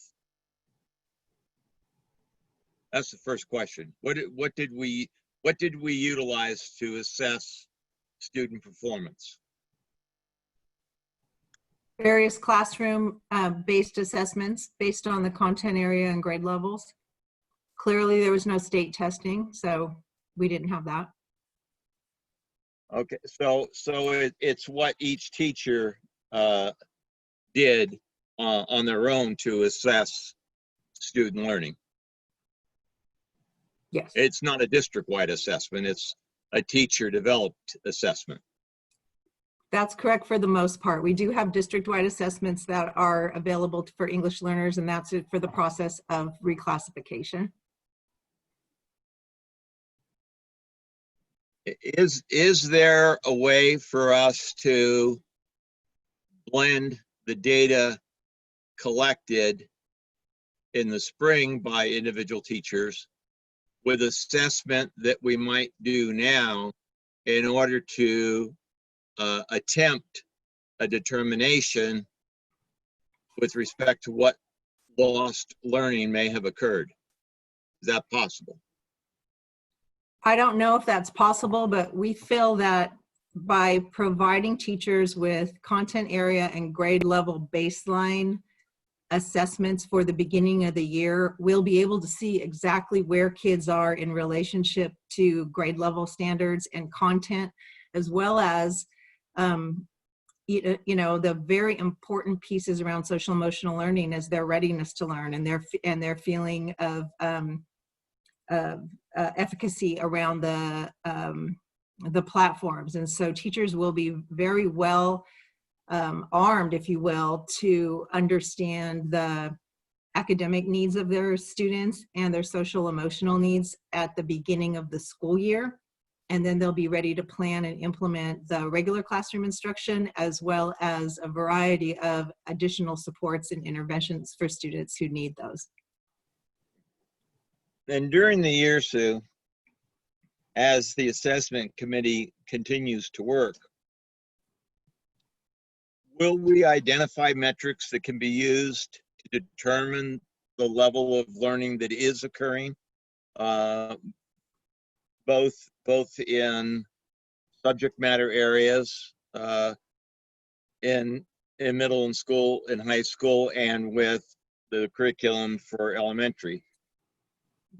That's our goal, yes. And so the committee will be reconvening, the steering committees are reconvening, CAPT is reconvening, and so we'll be starting to review what work's been able to be done, what we have available now, and then of course what we have available through Illuminate, our assessment system.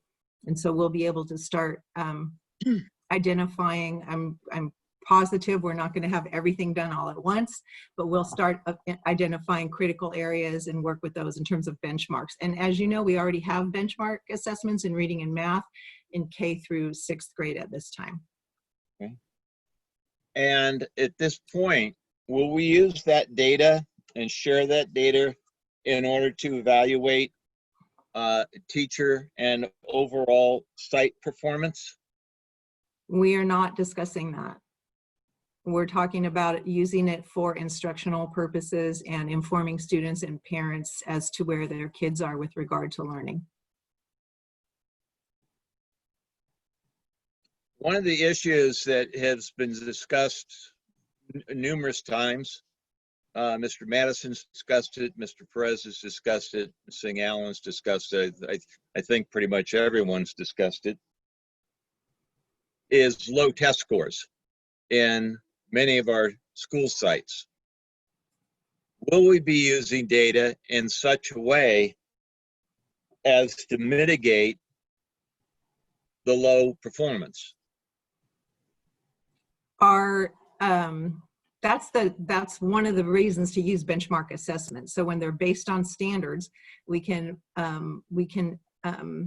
be more nimble as we're going through the school year to understand what are the gaps in standards and what are the gaps that we need to fill for kids. So when we have the one snapshot a year with our state tests, we'll be better prepared to have kids succeed on those tests as well. And because we won't have as many, we'll have more opportunities throughout the year to understand where kids are.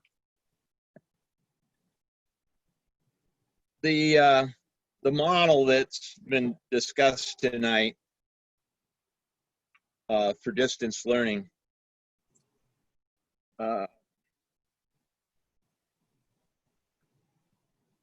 doesn't really discuss in depth numerous issues that we've all discussed over time. The achievement gap and what we're going to do to address the achievement gap, our slow learners, the very real issue that many low-income parents will have to work to put food on the table, leaving their kids to learn on their own, which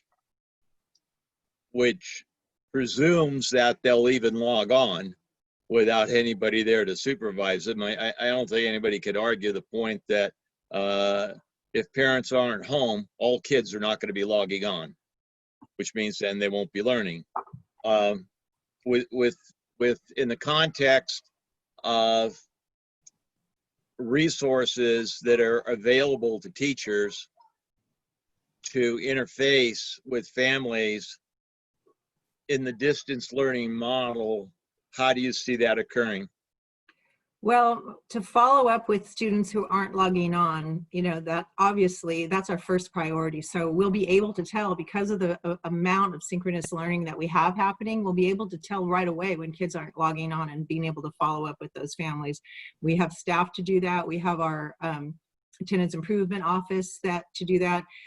In addition, our family and community engagement office is doing a massive amount of work and has been throughout the summer on outreach to families. We've got an army of staff that's making individual phone calls, reaching out to families in multiple languages, asking them to participate in our surveys, asking them what kinds of resources they need, they're making, they're practically their own YouTube type sensations with making videos showing families how to use our systems, how to use Parent View, how to sign up for Parent View, that kind of thing.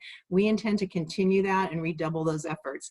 The other thing that we did all throughout the summer with regard to professional learning opportunities is we provided, 3 or 4 sessions that were full with waiting lists to teach teachers and staffs how to do virtual home visits, to start having a look at home visits in a different way. And those sessions were wildly successful. We expect that learning to be implemented this year.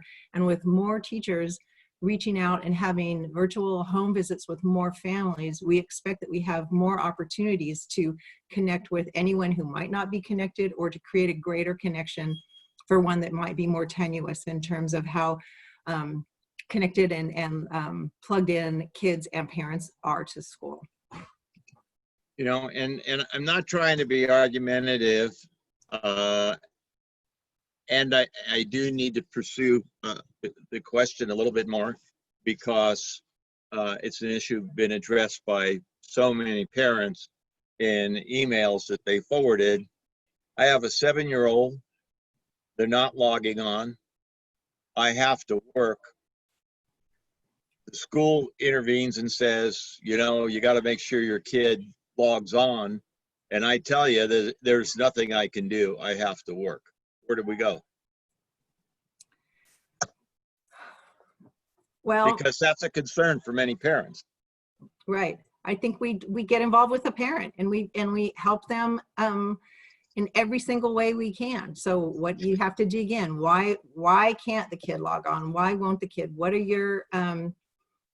your constraints at home? How else can we help you? There's hardly a problem that doesn't have a solution. It just depends on how hard we work and how hard we want to dig to provide it. I think that at the bottom line, kids have to come to school, and we have to do everything we can to make sure that kids are attending in this manner, which is to log on.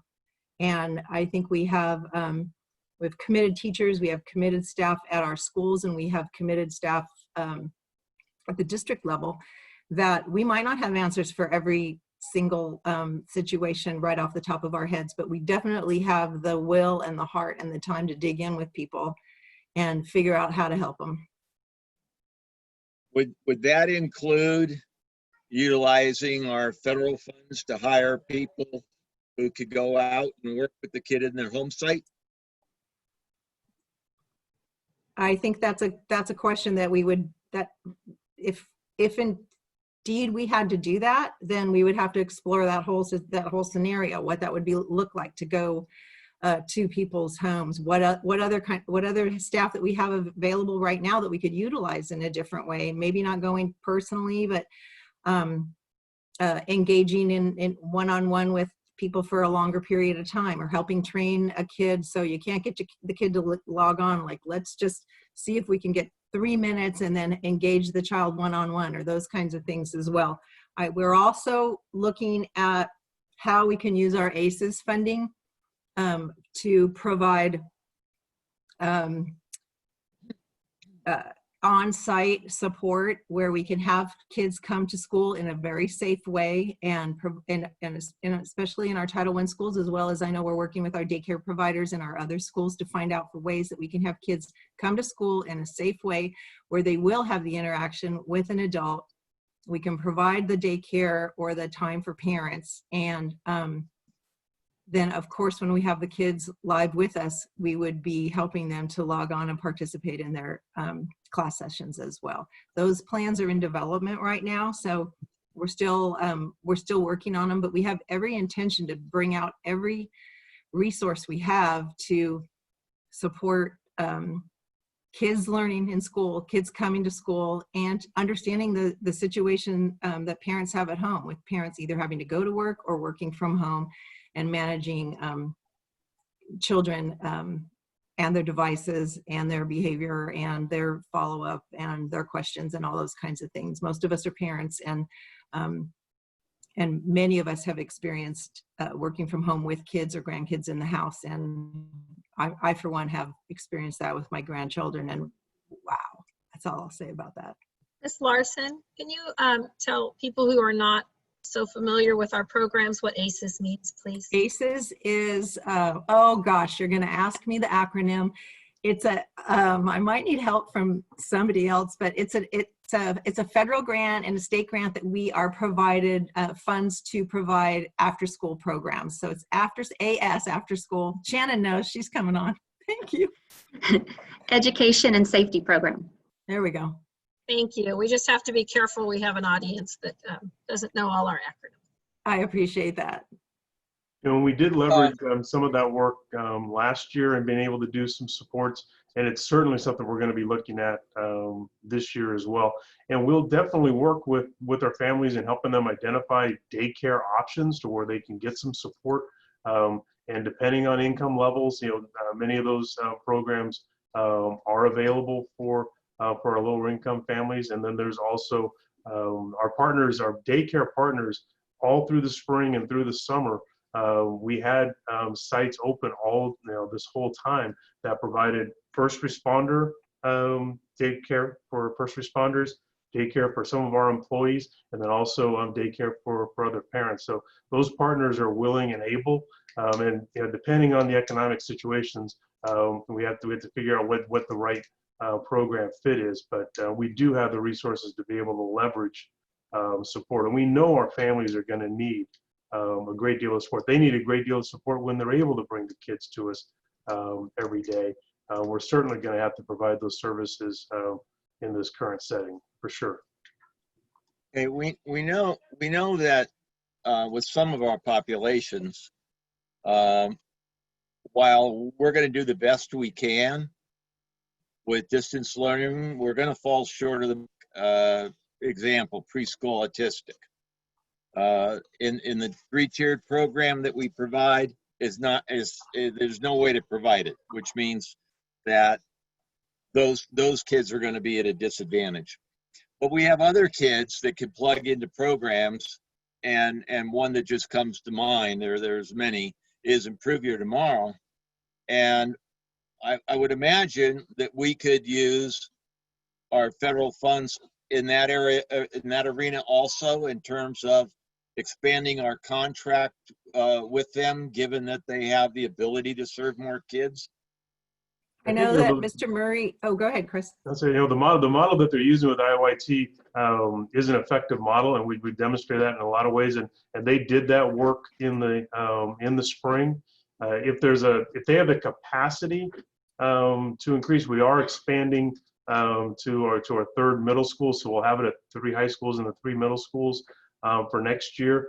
But many of our ACES and after school programs at the elementary levels do very similar work, where the IYT is more as a secondary model currently. But the idea of matching adults to kids and giving them additional services, and the after school work that we're doing this year, and we foresee being able to do, is there's actually folks to be able to support the kids when they're doing their asynchronous work, not just the time that they're actually with the teacher. So we're going to take all of those resources to bear to meet the needs of our kids, and we don't give up on them on the regular year, and we're not going to give up on them in this model either. And there's going to be a lot of tired people at the end of the day, but that's what our people do, and we're committed to get that work done. Final question. Have we looked at the possibility of having parents and students fill out an easily understandable survey that says basically at some point in the next few months, how are we doing?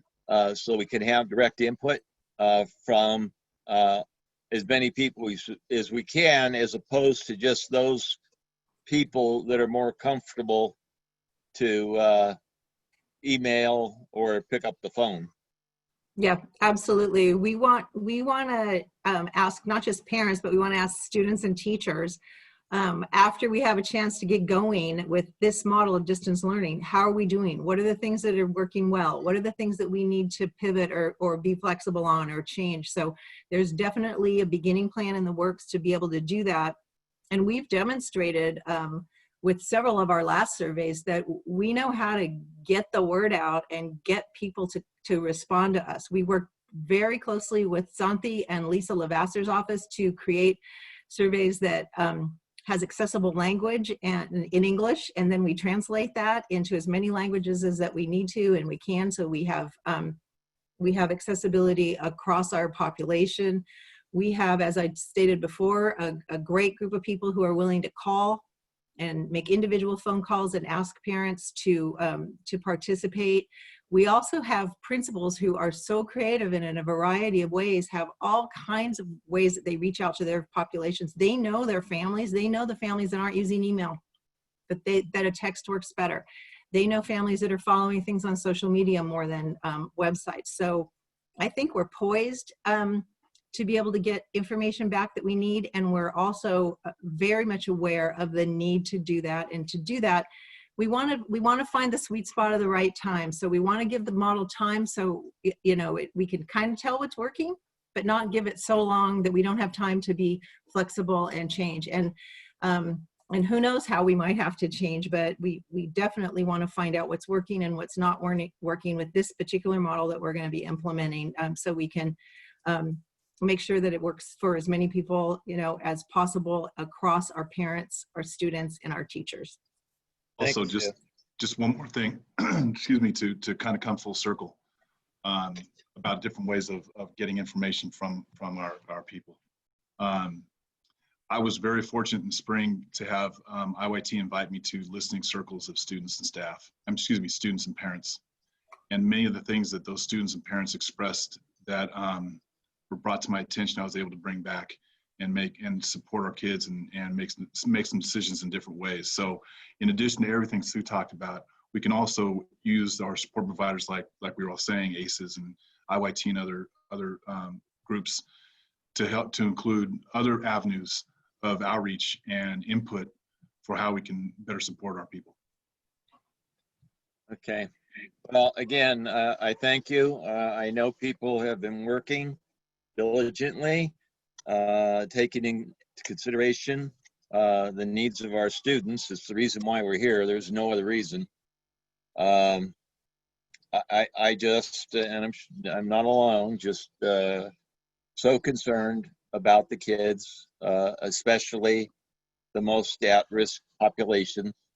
I've heard a number of people say, well, you know what, this will pass and kids won't be affected forever. And I guess I'm on the side of the fence that says, you know what, I think they are going to be affected. So let's pray that the next coming months are successful and that we can be proud of what's been provided.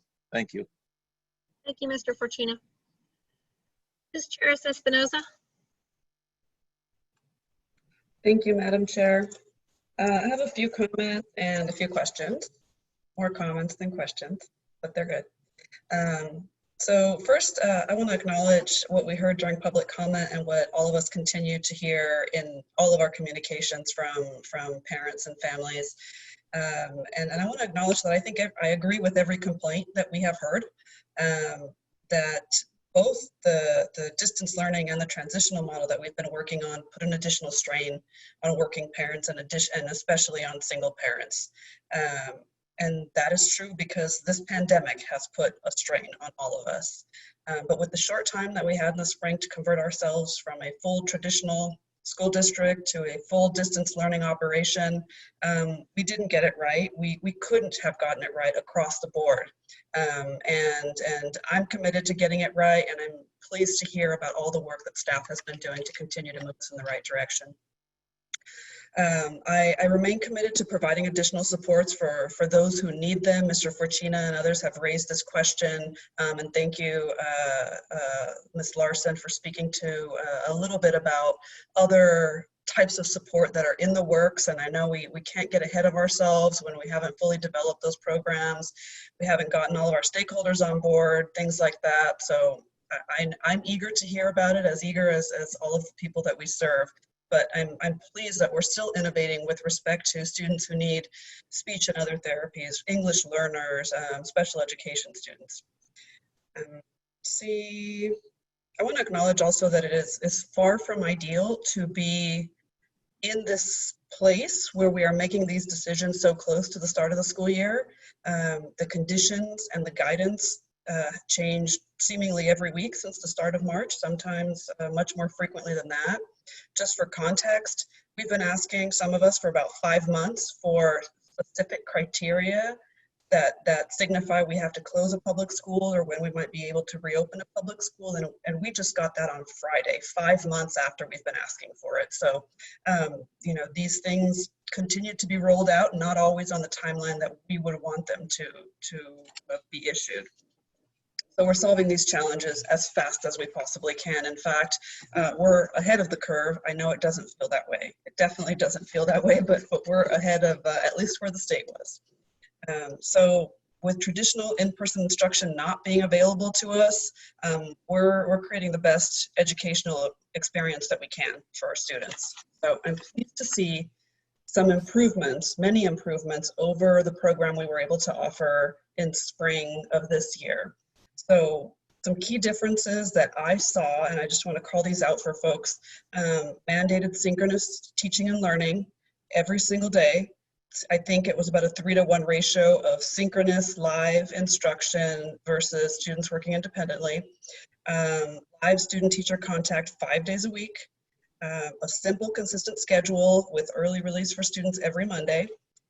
Dedicated time in those schedules for one-on-one teacher-student or other type of instructor or small groups. Dedicated time for preparation of IEPs and for IEP meetings. Dedicated time for teacher professional development. In the secondary 6-period day schedule, which is most of our secondary schools, I liked this innovation of students only having 3 classes at a time, that it will help them focus a little bit more. It brings them closer to the benefits of that 4x4 block schedule.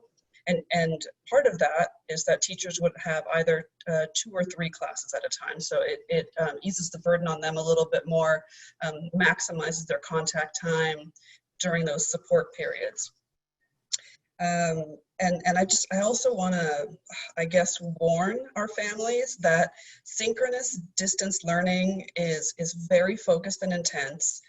It's different than what many of us experienced in the spring.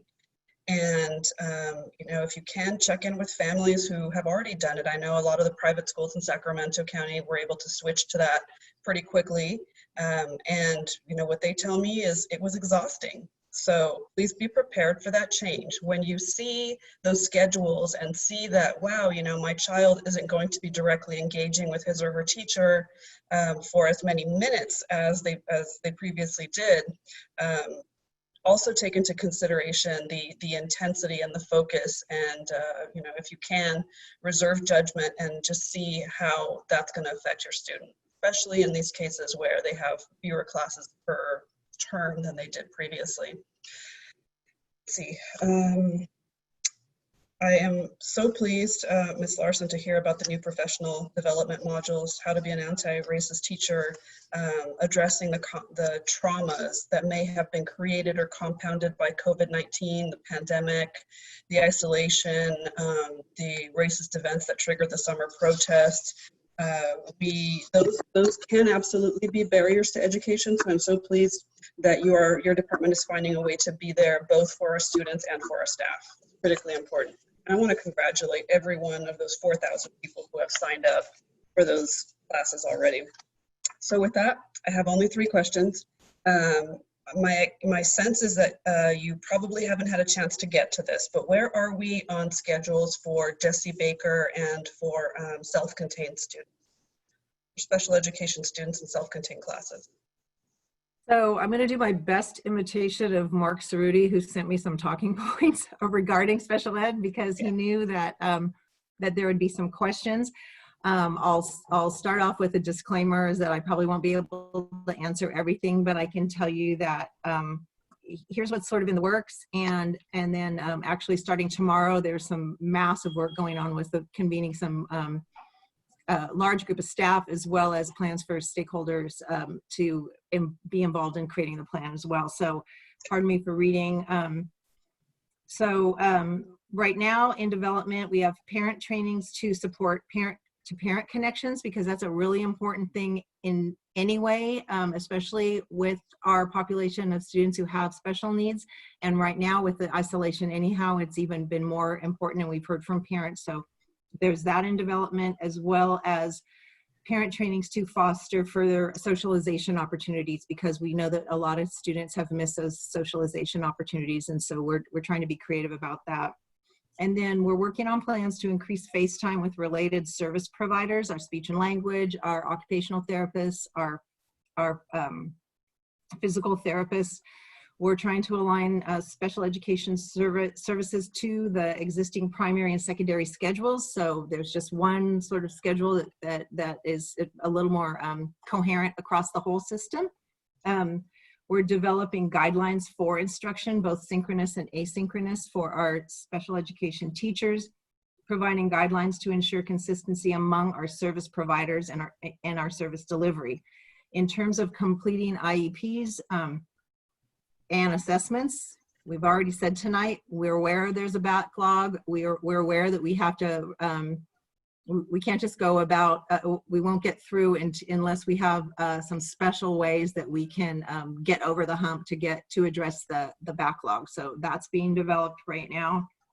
And then there's focus groups starting tomorrow to address continued best practices for all students. So those focus groups will be particular to particular student needs. And then within those groups, they'll be discussing and then bringing to us, I'm assuming, what their plans are for instruction given the constraints, but the best practices given the constraints. They've got a, as I said, they're starting tomorrow. They've got a pretty comprehensive plan outline already sketched out, which was sent to me tonight as well. So shout out to Mark and Ann and the special education staff and leaders who are doing an amazing job. And I'm sure when after they have a chance to meet, and when somebody who knows more about it than me can be in front of you, the board will hear more on our plans to support our students with special needs. Excellent. Well, that was a fine imitation of Mark Cerruti. So It was a little short. a little short. Beth wants more. No, I appreciate that. So 2 more questions. I think I heard in there somewhere that our substitute teachers are also being trained, I think, with respect to the online platforms. But I'm curious, again, with respect to professional learning, which modules are open to our substitutes, particularly among these new ones? So substitute teachers, para-educators, other staff can take what, generally speaking? I think David can answer in terms of access for substitutes, and then once the access is available, our subs have typically been able to take anything that we offer our regular teachers, but David could speak to that access part. Thank you.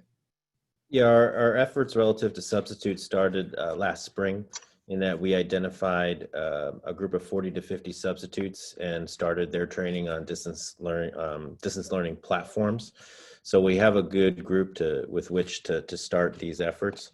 We've also sent out a survey in the last week to our substitutes. We are trying to identify substitutes who are available most consistently. So that effort is underway. It's a bit difficult because many of our substitutes did apply for unemployment, and without a guarantee of regular employment, it's difficult to leave that benefit. So right now we're still exploring a number of different options.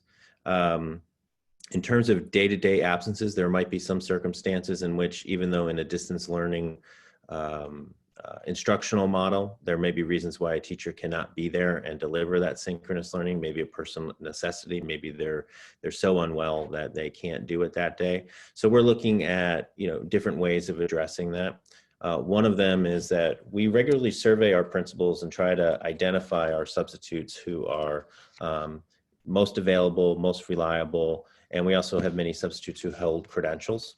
So one idea is either by school or by region, identify a particular group of substitutes that specialize with that group of schools so that they become very familiar with the administration. We may be having substitutes come in on site and work in a designated classroom or classrooms, and with the assistance of administration, access that teacher's distance learning platform, Google Classroom, and deliver those synchronous lessons. And we can only do that with great fidelity if there is some familiarity between the substitute and the school site and the teachers. So those things are being developed in parallel to these distance learning module schedules. So I don't know if you're the right person to direct that second part of my question. I conflated them a little bit, but I'm interested if paraeducators, other staff are also going to have access to the anti-racist training and those new modules. Yeah.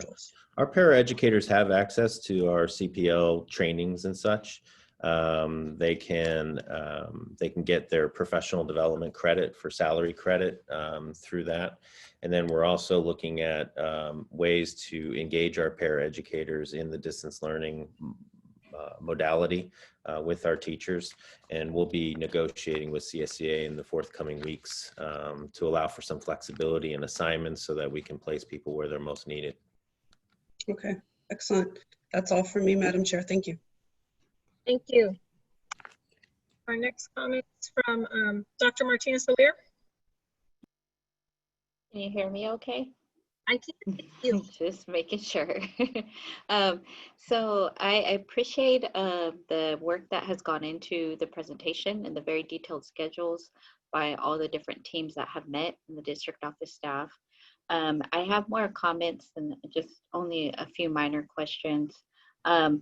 My comments overall, I really appreciate throughout the schedules that were presented, also in the lower grade levels, elementary levels and secondary, that there's time where the teacher is able to prep and prepare, but also plan for IEP meetings. I think that's really critical as well, because we definitely want to identify ways that we can help address student needs. Whether that be through assessment or testing, but also identify strategies and best practices. I think the communications between the teachers is really critical, so that way they can identify what's working for them in terms of distance learning. Overall, from the schedules, from what I see, is that there's going to be the teacher engagement directly with the student in that instructional learning. So there will be set times set aside. And I can just say from the feedback and comments that I can speak for myself, that I've received as well from parents and communities and family members. One of the main key points in some of the emails was just ensuring there was that direct one-on-one instructional time. I know from a parent perspective, it can be challenging when we're trying to instruct our kids, but having that support from the teacher and that day-to-day interaction with the teacher and student, I think is really critical for the student's learning. And then the asynchronous impact, where the student can then go independently, do some assignments on their own, but still have access to the teacher and ask questions, feels very critical for students moving forward. I also like at the secondary schedule that there is time built into the fact for teachers to go in and plan for synergy and input student grades. I can tell you at the secondary level, having a student myself in middle school, always checking in on their grades, and what I've heard from other parents, sometimes the system wouldn't always technically be updated. So I think having that additional time for the teachers to be able to access that electronically and going in, or even communicating if there's a concern regarding this particular student, communicating with that parent, and that having that time built into the schedule can be really impactful and go a long way. I also just wanted to clarify, I know there has been, again, some mention of that maybe administration will be able to go in during the classroom. So I just wanted to clarify that if an administrator or anybody from district office or district level wanted to go and observe the instruction that's happening with the teacher daily or the student, are they able to do that? That's a question. Yes, that is something that we are negotiating currently with EGA, and I do want to, in the development of these schedules, I do want to recognize the fortitude, perseverance, flexibility, collaboration on the part of EGA leadership and the teachers as a whole. They understand and they've heard the voices of the community, parents and students. They have been very willing partners in improving and enhancing this distance learning model. And collectively, I say collectively, we're up for the challenge. And I think the schedules reflect that. I think you will be hard pressed to find other examples where the proportionality of the synchronous and the asynchronous learning is there. They understand the importance of us to evaluate our teachers, but also not from an accountability standpoint alone, but also from one of support.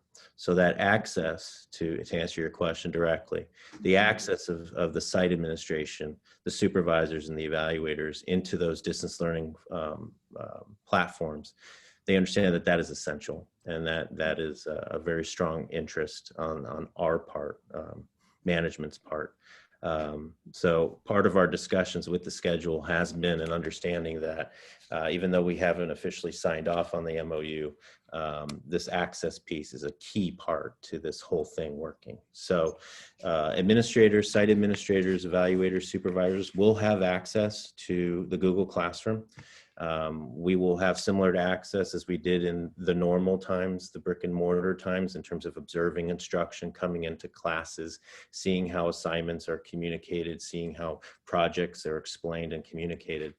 The administrators will have student-like access. So they will have access to the Zoom or Google Meet sessions of synchronous learning. They'll be able to pop in and see the synchronous small group interventions, the designated ELD times, etc. Thank you. I appreciate that, because just with feedback and being able to exchange ideas with each other, I think can be really helpful, just overall and generally speaking. And I also appreciate, and again, the time and the commitment it's taking for this type of schedule and the type of model. And I know that we're going into this, this is a new format, right? Given the circumstances that we're under at this time. And so there's gonna be a huge amount of learning that's gonna occur once we do implement this type of schedule.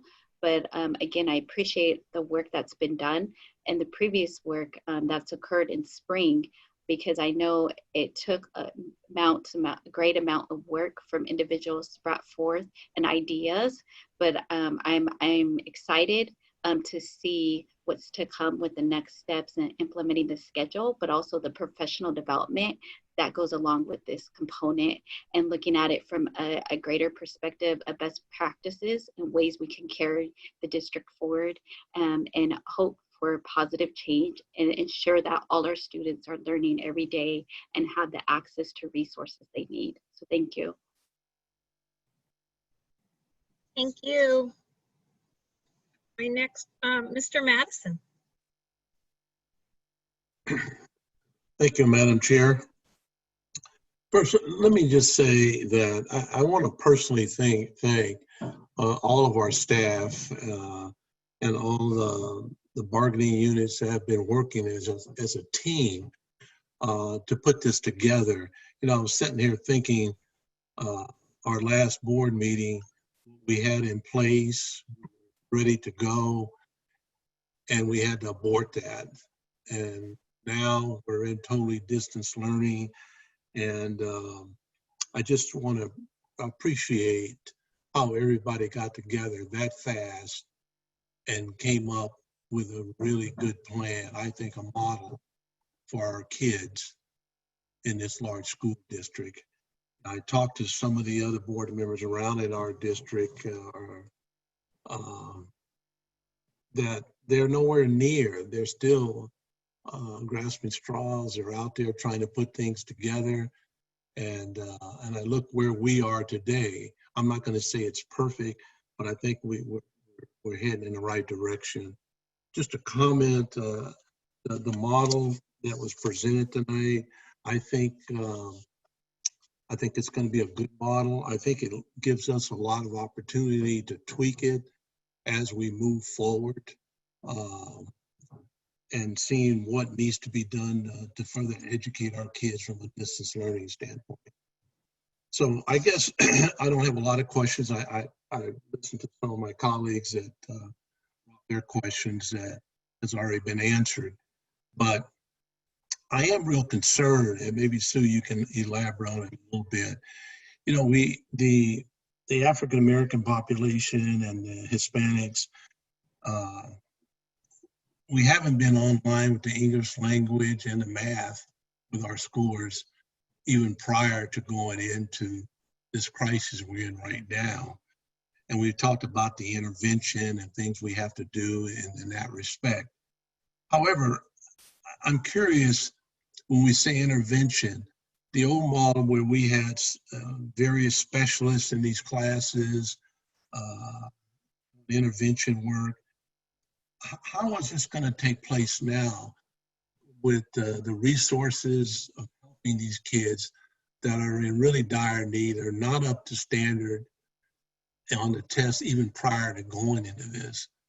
Can you elaborate how, and I know you, on the models, you broke it out a little bit with intervention. Can you elaborate a little farther on that in terms of our Title I schools, some of the needs that we are going to put into effect? Yes, so there's a couple of layers to that. I mean, first of all, weirdly, in a distance learning model, in some ways, being able to work with smaller groups of kids on a more regular basis is actually seems a little more accessible. Being able to target kids, we have those opportunities in the schedule. And when teachers, especially when they have that second part of the day where they can actually pull kids and invite kids and target kids, there's that opportunity for them to work with small groups and not necessarily have something for the rest of the class to do. So from a practical standpoint, when you have groups, you know, there's always the classroom management piece when they're all in front of you. In the time when kids are doing asynchronous, they still have opportunities to come and be live with the teacher. With regard to Title I schools, and this is part of our Title I task force plan, we have a comprehensive training for reading intervention for the most part, but mathematics too, for our AITs, our academic intervention teachers, who are by and large mostly at our Title I schools, extra staff who for this year, it'll be the first year that we can have, we started this last year, but this year it'll be much more comprehensive, where we will have everybody in for virtually in for trainings, and having everyone really using common entry-level assessments for kids. So what are the things that we have to look for kids for qualify for intervention? What are the what is the exit criteria? What is the monitoring criteria after kids leave intervention? What programs are we, you know, we have experts in reading in our district that are going to be identifying which reading intervention programs we're going to use, and those are the ones that we're going to use, the ones that are research-based, that connect to our course and in a way that's comprehensible for kids, so they're not learning two whole different systems. So we have that in place as part of our Title I task force work. But as I said, in a distance learning model, especially when most of the kids have that asynchronous time and then there's opportunities for synchronous, a lot of us feel, and you know, we haven't done this before, so this will be another thing that we'll test the efficacy of and then tweak if we have to, but a lot of us feel that this provides actually more opportunity for us to provide very targeted intervention for our students with regard to looking at academic achievement and looking specifically through the lens of race. We've got in draft our plan that will enhance what our ed equity plan looks like for the coming year, including very, very specific actions, services, and professional learning to address race in particular as a part of, as a larger part of equity. So that's where we are with regard to intervention, and in particular, ensuring that we're looking at every possible way to support kids and looking at them through their experience, how they see the world, how they experience the world, looking at them through their level of achievements, looking at them based on their social emotional state and what we need to address with them first, in a lot of cases, at first and in tandem with their academic needs are their social emotional needs. And I think with our wellness providers, we're pretty well prepared to actually implement those things together. Okay, Mr. Forcina, he brought up about testing too back in the first part of the year. And I guess my question is,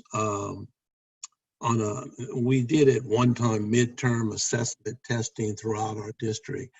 Is it feasible to have a 3-week or 4 weeks, some form of assessment with some of our schools that are not up to par, to see where we are with this district, the district learning, distance learning rather? Right. The work of the assessment steering committee is really focused on those kinds of things. So what are the tools that we would use if we wanted to have snapshots throughout the year? What are the most important tools to use?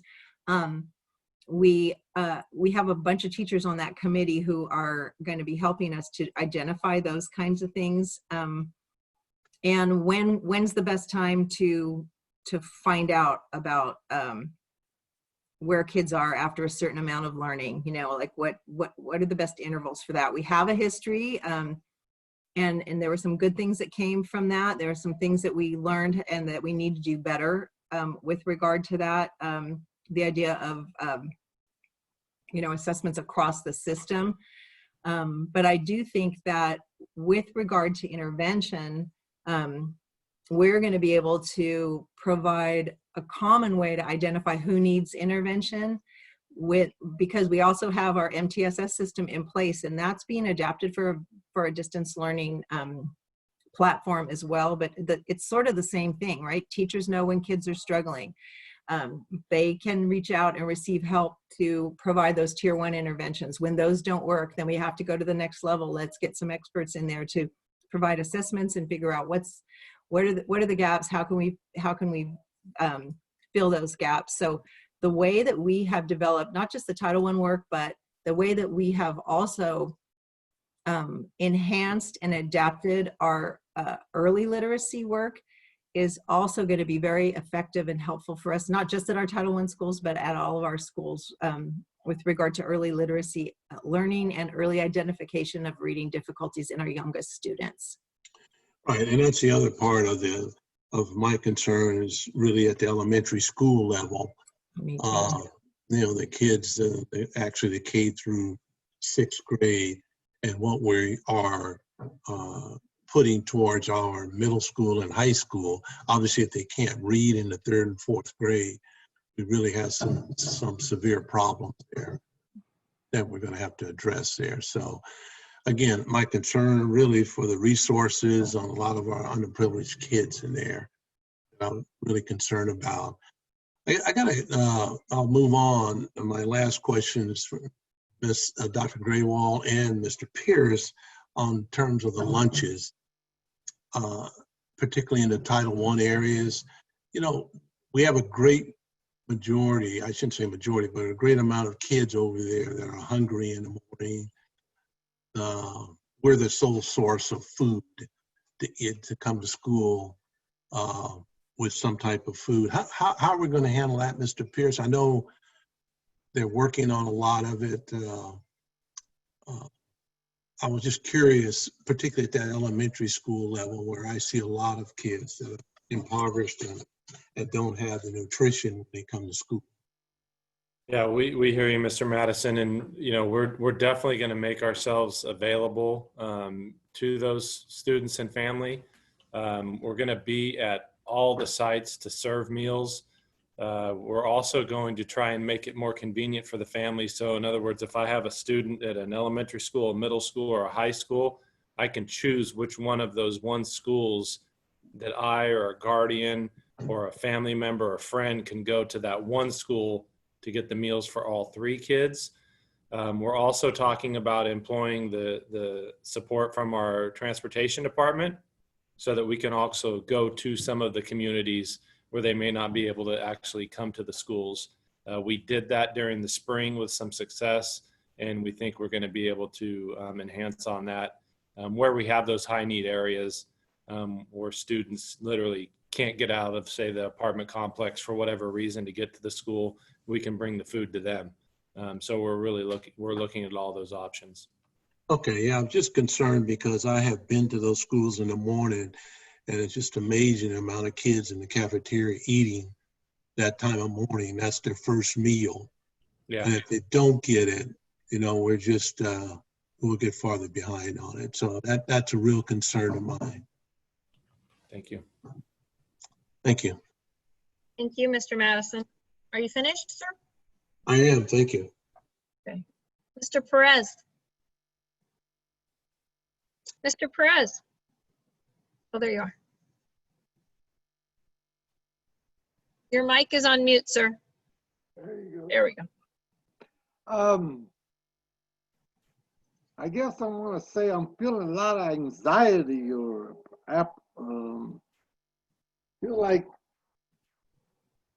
we're not ready or this whole process has come to another plateau. We spend so much time dealing with this track 2, track 3, A, B, and D, and all this stuff, not realizing that we might have to go back to distance learning.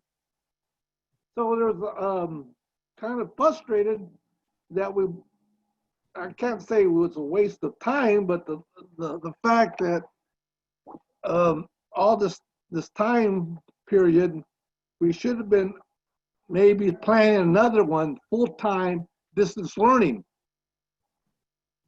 And now that we're here, I feel that, we definitely need to spend a lot of funding on training at all levels, all the way, from parent training, teacher training, administrative training, because of the fact that, I myself don't feel comfortable what I've heard from the community, from teachers and all this stuff, that, and this is not only our district, I'm saying, is throughout California and the whole United States, we're I guess I would like to say, on the job training mode because, this pandemic. And we need to spend 110% time and energy on distance learning because of the fact that this is going to be the first or second time we're, in history or that we're going to have to use distance learning and technology to the fullest max in the classroom because of this virus, this dangerous virus that, we have to, almost quarantine ourselves because of so much danger out there, distance learning and mask use and all this stuff. So, I think we need, or I like to suggest is that we need to study what's out there, what other countries are doing, other states are doing in distance learning, and and put 110% in this venture because of the fact that we were supposed to have had a program ready in our emergency disaster planning for this type of situation, but yet we never thought it was going to happen. And it did happen. Now that's where we're at today. So let's spend more time on distance learning objectives, planning. I like to see a planning by region, because each region in our area, region 1 and 3, like Chet says, we're different than other regions within Elk Grove Unified School District. And there's different particular needs at each area that we represent. So I would like to see a planning for my region. I like to see a plan for each region, because they're academically, social academic, the demographics needs of all these geographical areas within our district are completely different, and they need different resources. So, and I haven't seen that. And you're going in the right direction. Don't think that I'm not saying that you're doing that, but yet we need a specific detailed plan for variety of areas. And I'm pretty sure that parents want that. They want to see, hey, what are we going to do the first week? We mentioned we're going to do some evaluations.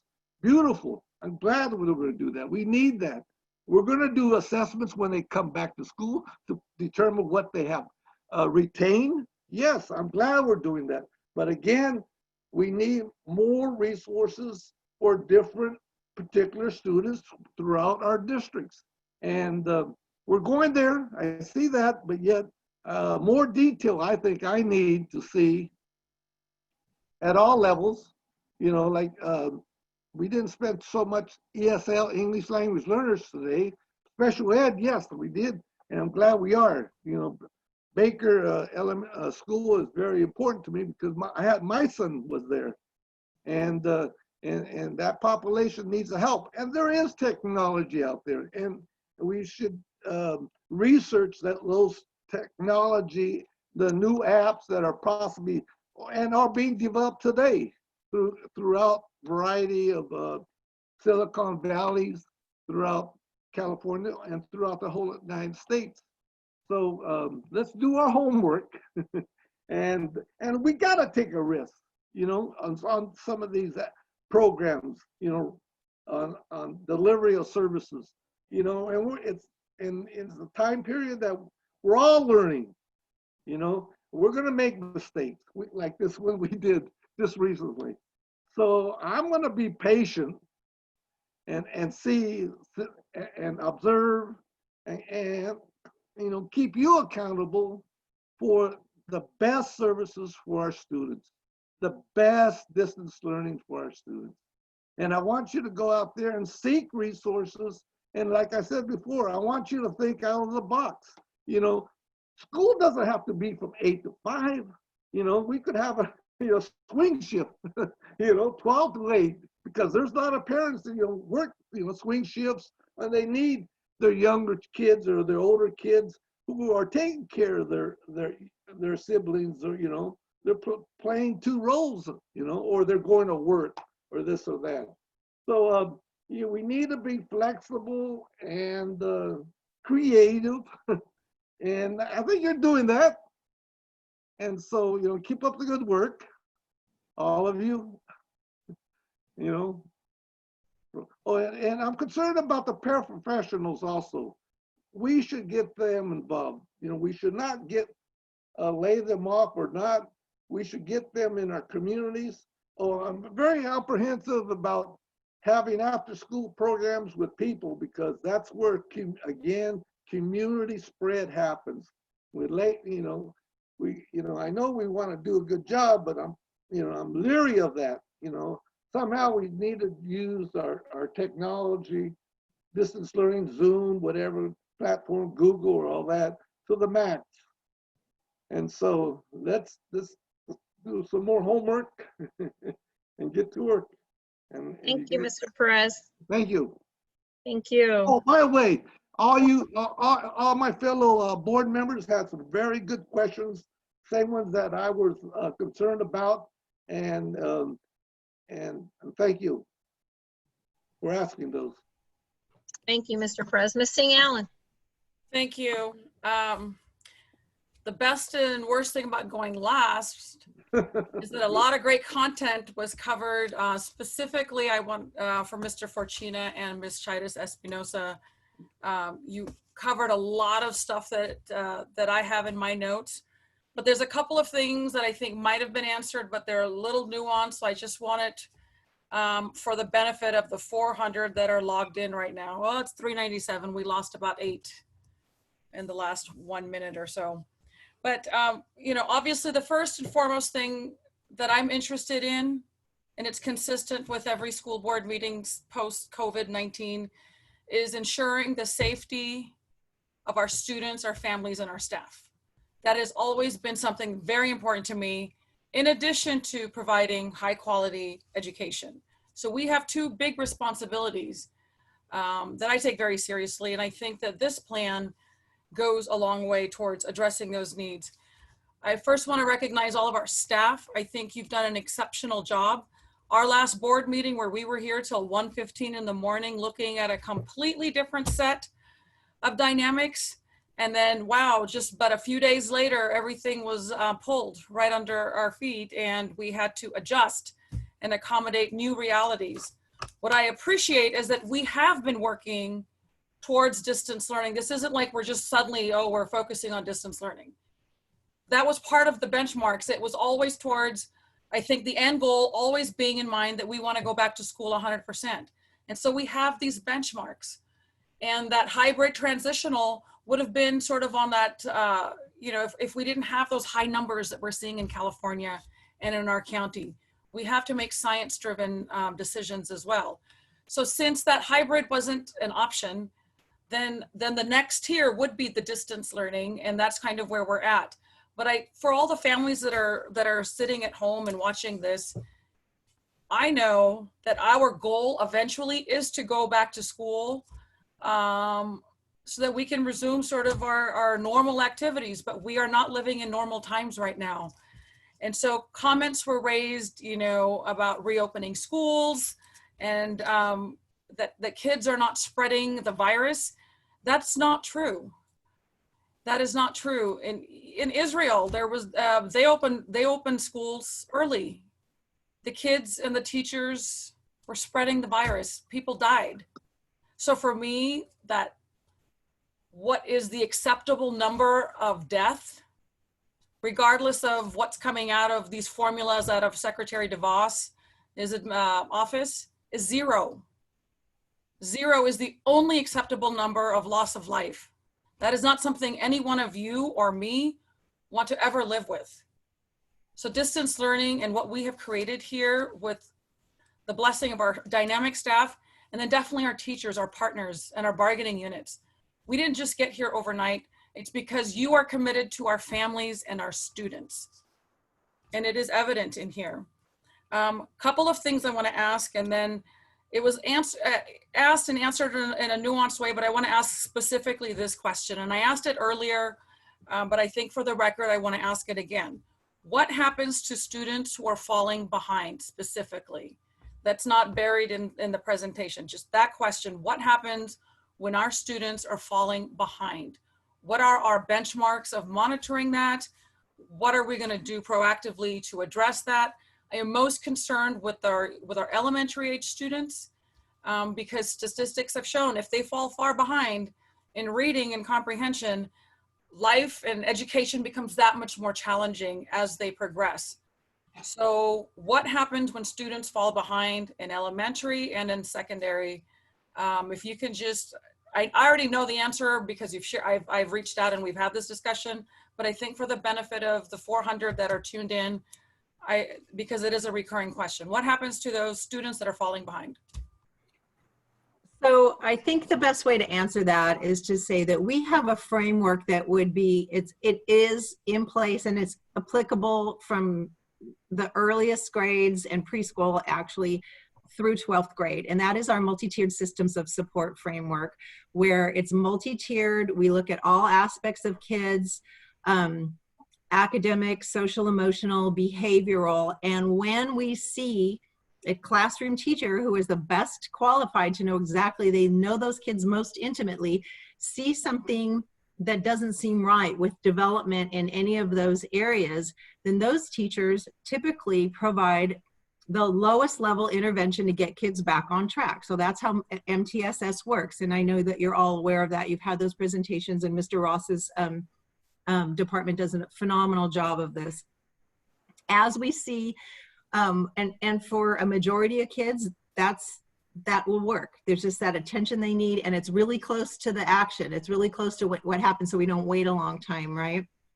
Then we follow the tiers up the pyramid, if you will. So if students still don't respond to the lowest level of intervention, then we have teams at our schools that can convene, and we can discuss the data that we've gathered on the child. What do we think that's going on? We can involve the child when that's appropriate. We involve parents, and we then address an intervention at a higher level, at a little bit more intense level. And then again, we keep the data, we do our best to solve the issue or with whatever's going on. A lot of times these crossover. Behavioral is sometimes the thing that we have to deal with first, or social emotional, before we can get to academic. We're very clear on that. We have a lot of knowledge and expertise in that area.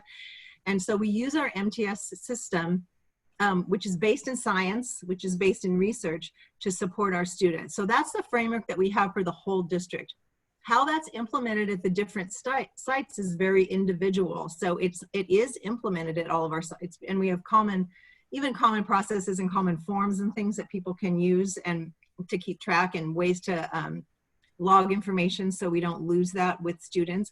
But then our teams are very personal to the sites, and that's a good thing. They can customize what they need for their students and their communities to create their MTSS teams. So I don't know if that was specific enough for you, but it's a system that A, based in science and research, B is a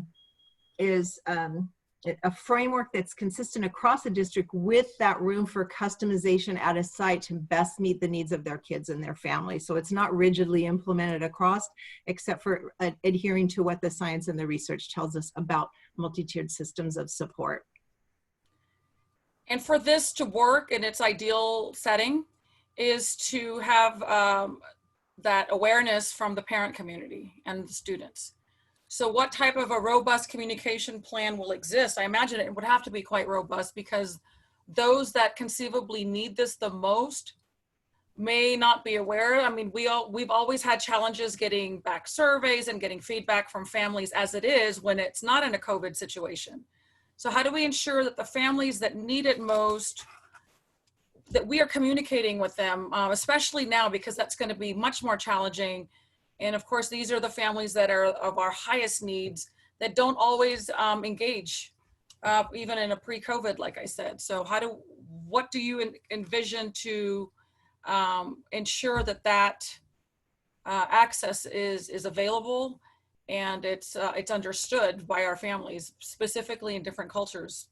So let me start on that. One thing is that I can say that our principals, to a person, have various ways of outreach to our families, like Sue had alluded to earlier. They'll use School Messenger, they'll use Facebook, they'll use different platforms to get word out. In addition to that, they'll break their teams up by alphabet, both counselors and vice principals, for example. And if they're hearing kids are struggling, they will reach out and call and find ways to get to them. It is a personal thing to them to make sure that they are connecting with their families. And you know, time and time again, if I make that phone call to a principal, hey, I want you to talk about this. I've heard about this child. I've got word about it, whatever. The principal say, I know that guy, I'll be right on it. So I think there's these formal structures of communication that we use with surveys and to get information out. And there's also the personal piece that we did see evident in March when we were making sure that we had all of our kids connected. You know, there was just a few, and it was, well, this kid, this is what happened to this kid, and he hasn't been with us since November, kind of thing. So they do take it personally, and they use both those formal structures and informal structures to make sure that they get connected with kids. Yeah, Craig, that's exactly, I was going to go there as well. I mean, I think we have two methods, right? We have from the school, like Craig was talking about, with school staff that definitely take the time and energy to outreach to parents. And then we also have our family and community engagement office, which is constantly adding more and more resources to their resource page, constantly adding more videos in various languages for parents to, how do I do this? What do I do if I have a question about that? How do I get help for my kids? So we have the two ways of from the school out to parents, which is more traditional, but we also are continually increasing both our active and our passive information for parents so they can access what do I need to do, or what would be my steps on getting help. In addition, our current grant that we have that's running our refugee program has been amazing with the support, the very specific support that we've been able to provide for our families from Afghanistan and for the students who need both the academic and the social emotional support and how to get it. Our refugee coordinator is amazing, and our interpreters are fantastic, and the families and the kids are just, I don't even have words to say about how fabulous they are and what great additions to our school community and our community at large. All of them are. So we have some good things in place, and you know how our schools are, and you know how our staff is. You know, we don't rest. Lisa Levasseur texts me every day and tells me 25 things that she wants to do tomorrow to do more, and so it's a constant cycle of improvement to continue to make sure that we have the best communication loops we can possibly have with our families. And I love hearing that, because I imagine we're gonna, there are families who aren't going to go on the internet. They don't have either a computer or familiarity or even a comfort level of accessing a computer and getting all of the tools and resources. So we're going to need our family and community engagement. And I love the great work that Lisa does in the department. And I imagine it would probably be that department that's going to requires probably that increased engagement with some of our families that aren't interacting as much as we need them to be, because again, the goal being is ensuring not only that they have the access and resources but feel supported, but the student isn't falling behind. So we've talked about lost learning, but this is just, we are starting a new school year. How do we make sure that they are staying on track?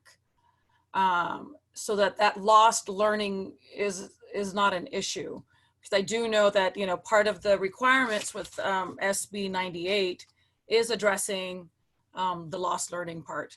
But this is, being very proactive on that, I think we will go a long way towards addressing those needs. So the more we can anticipate what those needs are, and I think you shared that example of that internet connectivity and providing Chromebooks was probably, I would say, one of our strongest communication programs, because of the level of engagement was so high. So whatever we did to do that, I would say that, and maybe just a little bit more, just so that students don't fall behind, because it's just going to be so hard to overcome these things. And our teachers have been tremendous. As I have said before, there's not a playbook on this. There isn't a COVID-19. This is unusual times, and I have the utmost respect for the teachers and our staff who were able to put together a distance learning program in such short notice. I mean, we had days to be up and running and provide access and address nutritional needs and educational needs. That's a daunting task without a COVID situation. So the fact that we were able to do that, kudos to all of you that made it happen. I'm very pleased with the synchronous work that's outlined in our presentation. It clearly identifies expectations, and I think it's definitely centered on equity. So I'm very happy to see that. My concern, and Mr. Forcino raised it earlier, the reality of our timeline. Distance learning, our school opens August 3rd. We're but a few weeks away. So I just want to make sure that you have all those tools and resources to be successful, so that our teachers can be successful, our staff can be successful, our students and our families can be successful. There's a lot of uncertainty. So whatever we can do to provide more confidence and eliminate some of those uncertainties in such challenging times, please observe the strongest communication program that you can. That's going to require obviously more of Zonthi. But we need to have a very robust plan communicating with our families to help alleviate some of these concerns and really build confidence, given that school starts in 2 weeks and we still have our negotiations to go through, and we still have a lot of things that we don't have clear definition on, but we're definitely have moved a long way. And God forbid that, the governor comes out in the next few days and, we're back at square one. I mean, at this point, nothing would surprise me. So I think you've all done a great job anticipating and planning as much as you can, given the parameters that seem to be changing on a constant basis. So let's see, I do have concerns. Again, I was raised by a few members of our highest need students. Of course, special education, right on top of that list, English language learners, our students in our lower income neighborhoods who don't have access to all of the same resources. If we're truly gonna, that mindset of equity, we just need to do whatever we can to make sure that our students are successful, particularly our highest need students, which it also includes alternative education in this discussion. So they've suffered a lot under the distance learning, and I don't want to use distance learning of the spring and do a comparison to now, because I see a lot of great potential in what you've presented. So I have faith that we are going to do right and put our strongest effort forward to do right by our families and our students. But always, I know I'm not saying anything new, to always be mindful of our highest need students, and whatever we can do to support you as staff, please let us know. I have to say, it's hard balancing all of the stakeholder needs. We heard comments earlier that criticized us for not having enough structure in the spring. Now we're getting criticisms from different folks of too much structure and it's too specific. So, this is hard. This is hard, and there's not a one size fits all that's going to make everyone happy, because if that were an option, we would be looking at that. So we know that all of our decisions are not easy for everyone. I'm very mindful of our working class, our working parents and families. It breaks my heart, the suffering that's happening out in our community, in our state, in our nation. There are so many people suffering right now, and whatever we can do to provide better certainty in education. But I know that this is not easy. These are not easy times. Our families are suffering. Just trying to plan a school year, knowing that I have to work 1 or 2 jobs and put food on the table, and there's no one there to help my kids with distance learning. Maybe there's not an older sibling. I mean, these are really hard decisions. These are really hard decisions, and those cries don't fall on deaf ears. I know what that, I'm hearing you. I've seen those emails. I've talked to families. It is not easy. It is not easy.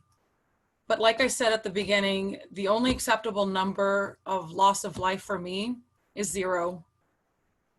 And so I have faith in our program and what you've presented. I did have one question I just saw here on my following page. I thought, Mr. Riley, you mentioned that paras had access to the recent trainings. Is that, did I mishear you? Or was that only for certificated? Can you clarify? The most recent trainings that had been geared towards our certificated staff. Para educators have always had access to our CPL trainings, and as we meet with CSEA, brainstorm ways in which to get them engaged, identifying what they will be doing, we will open their access to the trainings. And quite frankly, we'll probably be looking for opportunities to offer the trainings within the workday as well, particularly during the pre-service. Okay, yeah, I saw that on the following page of my notes here. And then I my did last also, Bobby, I did want to let you guys also know that Matt texted me while during the presentation and told me that all the equity trainings are available to classified staff. And then this last month, he not only had certificated and classified in the trainings, but he had some parents and some students who joined in as well. That's excellent. My last question is connecting students.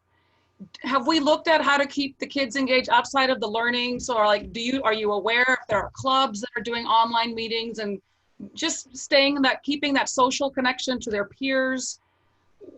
I haven't heard anything about that. So is there anything that's keeping students connected to their schools, to their friends, outside of, what they might be doing personally?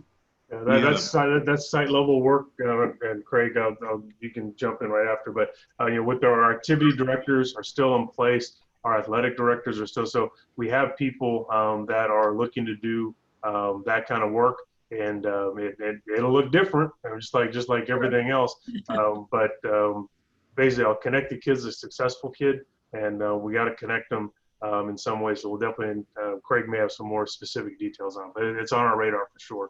Good. Yeah. Yeah, it's in line with the activities guidelines that we had approved and the athletic guidelines we had approved. And just like Chris said, it could look different, but there's no reason why we can't have some of these structures and club meetings and everything, student equity council that still meets in a virtual environment, because we all know that's that SEL piece that's tied to mental health and all those issues, and connecting kids in any way possible.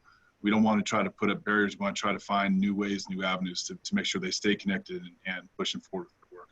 Great. I will definitely be interested. And I see a way to go for Mr. Perez. Great. Yeah, I'm definitely interested in hearing more about the student connectivity over time, because that student engagement, successful kids, it's not just the curriculum, the academic piece, it's that other piece. That of course brings our kids to schools in many ways. So great presentation. Thank you for being diligent, being flexible through the times. And I know this is hard, and I can't imagine, I can imagine you probably only, you're getting a few hours of sleep on a given day. I know these are challenging times. So I just have the utmost respect for all of you doing the hard work and putting up with a lot of the criticism. This is as Chris says, leadership is not easy. I'm gonna go back to that favorite quote.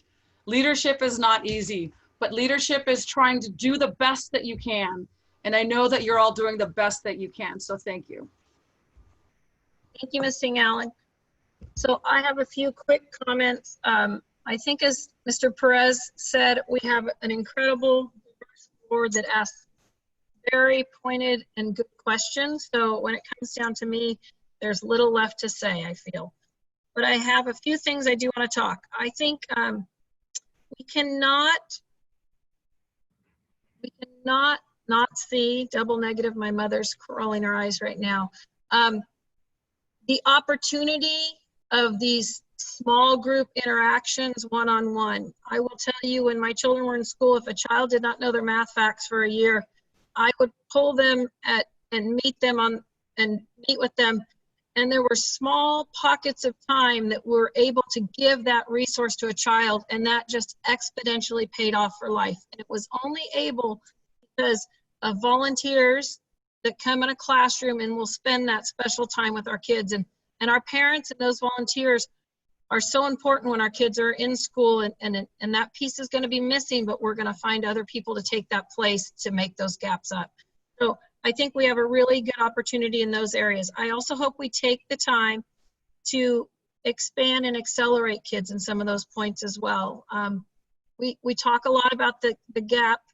Children have these gaps, but every child has excellence inside them. Every child has a gift. And I hope if this does have to continue, which I don't think everybody knows I am not hopeful for, but if it does continue, it is a unique opportunity to help them find that and inspire children in that way. When I was previously presented this information, I said it's a get them there and we will teach them process. We have direct instruction going on with your children. people feel they were in charge of teaching their children last spring, and you are not in charge of teaching your children. You are in charge of helping your children and supporting your children. And I think we've made it very clear that we are working very diligently we will have a classroom online. Your teacher will be somewhere else, but there will be a classroom happening, a classroom atmosphere. I received a letter from a parent who was very thoughtful. They're very worried about the situation we're in, and they have concerns about distance learning, and she said, we're gonna give it a month. And I said, you know what? That is great. Thank you. Give us a month. So before it's all negative and before it's all horrible, let's all give it a chance. Go in with our best attitude. And if it does not work for you, there are other opportunities, which many people have pointed out to me. I know we all have different opportunities. Some within our own district, we have a charter school, we have a virtual school, and there are other opportunities as well. So I moved to this area to have my children go through these schools, and I am committed to this being the best place to be. But I am also open that traditional school might not be the right place, but do look inside. Elk Grove does have other choices as well within ours. I think we need to, I don't want to keep asking questions of staff. I appreciate all the hard work you've done. Absolutely. I hope I've made that clear in the past and through my communications through the last few months. I just want to throw out some things I think we need to keep thinking of, and I throw things out to just make sure they're on the list somewhere. Our academies are very hands-on. Our academies have projects. How are we being open to getting kids materials to be able to do things independently? How are we getting them ability to share their successes when they are doing those things, just to keep up with that kind of thing. Once we get transitional learning off, let's keep working on, once we get distance learning off, let's keep working on transitional learning, because that is the next goal. And then the next goal is to have everybody back where we belong. So I really want to say we are 100% focused on distance learning and making that the best and starting off our year the best. And then we will continue. I promise to keep asking questions to make sure we are ready to transition when we do have that opportunity, based on the health facts and the facts provided to us by our Sacramento County Health Office and our state and their ability to support us in that move. Testing is the reason, one of the largest reasons we have not been able to go back, and we look forward to when that is resolved. And my last comment is communication. Communication is more important than ever right now. We need to communicate with our parents. We need to get our facts out as soon as we have them. I believe this schedule is an excellent piece for them. And we just need to continue to put out as much information as we can, as clearly as we can, to let them make the plans they need for their children. So, Ms. Albiani, I had one last point when you're done. Are you done? I'm sorry. Go ahead. You're up. No, I'm sorry. I thought you were done. My bad. You're good. Oh, okay. So you were done. Sorry. So on that connectivity piece, it's not just for secondary. I just wanted to make sure that that student connectivity for elementary, and not just for kids who ask for it voluntarily from the teachers or the principals, but that it's there and it's communicated efficiently. So I just wanted to make sure that it wasn't to be just for secondary. It's all encompassing. Agreed. Thank you. Okay, so that finishes this part of the #2 learning model update. And we will move on to our action items. And we will start with the declaration of need. Mr. Riley. Thank you, President Albiani, members of the board. The declaration of need was placed under consent agenda action and approved on May 19th, 2020. Per the Commission on Teacher Credentialing, it is being resubmitted under action items and shall be on future board agendas.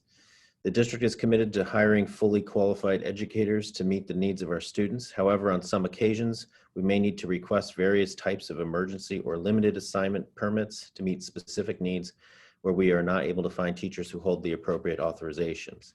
Some specific examples include English learner certification and special education teachers with authorization in autism, Sometimes we have teachers who are coming from out of state or who had a break of service, and they don't currently have those authorizations, but they're otherwise qualified.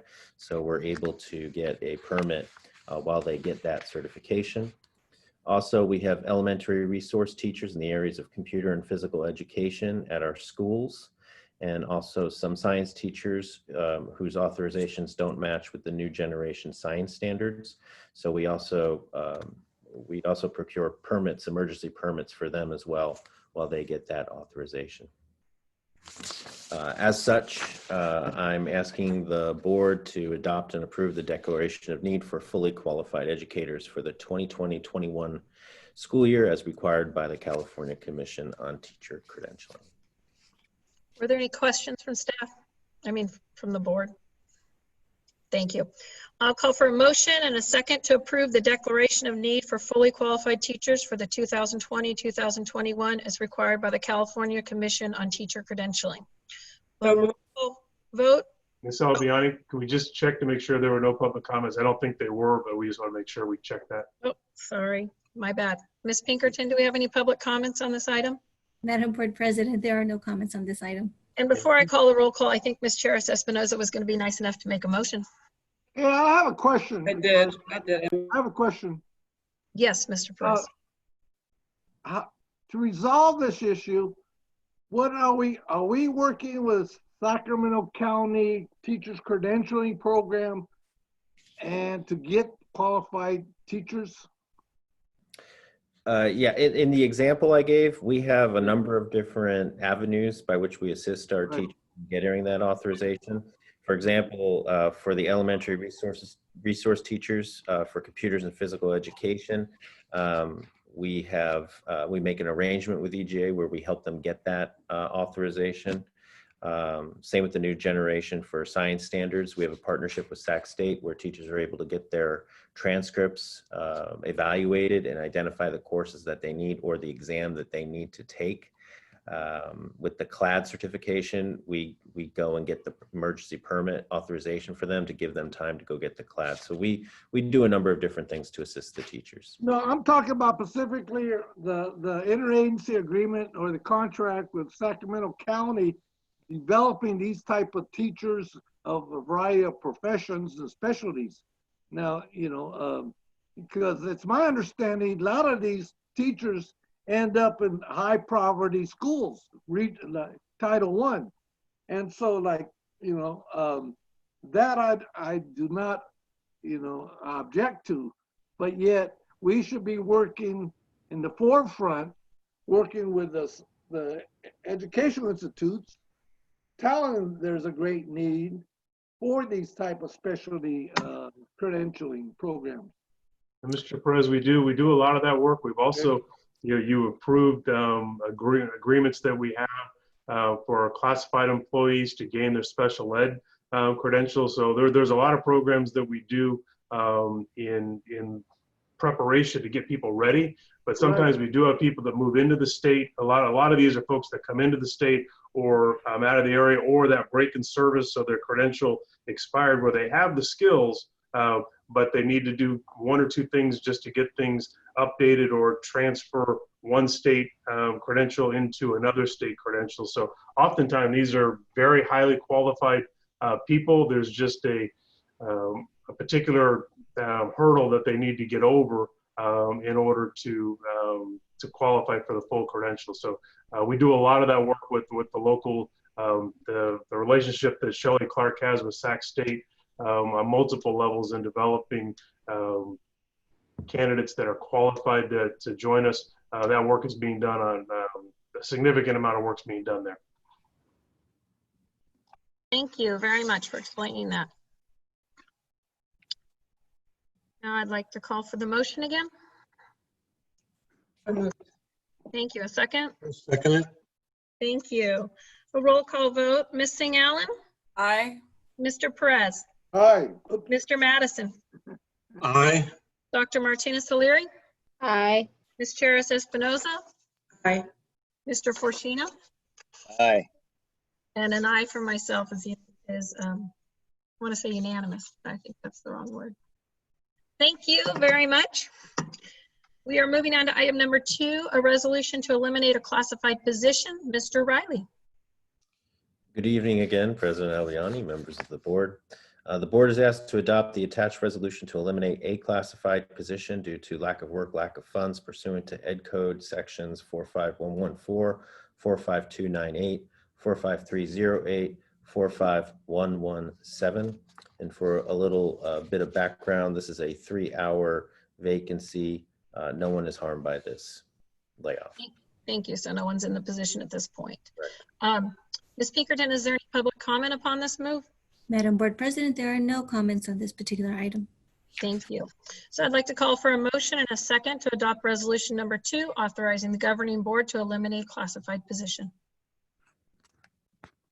Move approval. Second it. A motion by Mr. Fortuna and a second by Mr. Madison. Thank you very much. A roll call vote. Mr. Fortuna. Aye. Ms. Charis Espinoza. Dr. Martinez O'Leary. Aye. Mr. Madison. Aye. Mr. Perez. Aye. Ms. Singh Allen. Aye. And myself as an aye. Thank you. Passes. Number 3, an amendment agreements for non-representative employees. Mr. Riley.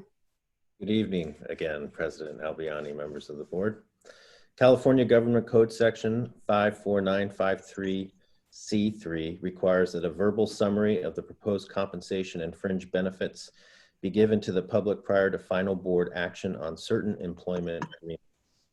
The amendment agreements previously approved by the board in June 2019 for the Deputy Superintendent, Business Service and Facilities, Deputy Superintendent, Education Services and Schools, Associate Superintendent, Human Resources, Chief Financial Officer, Chief Technology Officer, Assistant Superintendent Elementary, and Assistant Superintendent Secondary, provide that upon the receipt of a satisfactory evaluation and board action in open session, the term of their employment and agreement shall be extended by 1 year, and they shall move 1 step on their respective salary schedule unless they are on the top step of their salary schedule or on a 2-year step.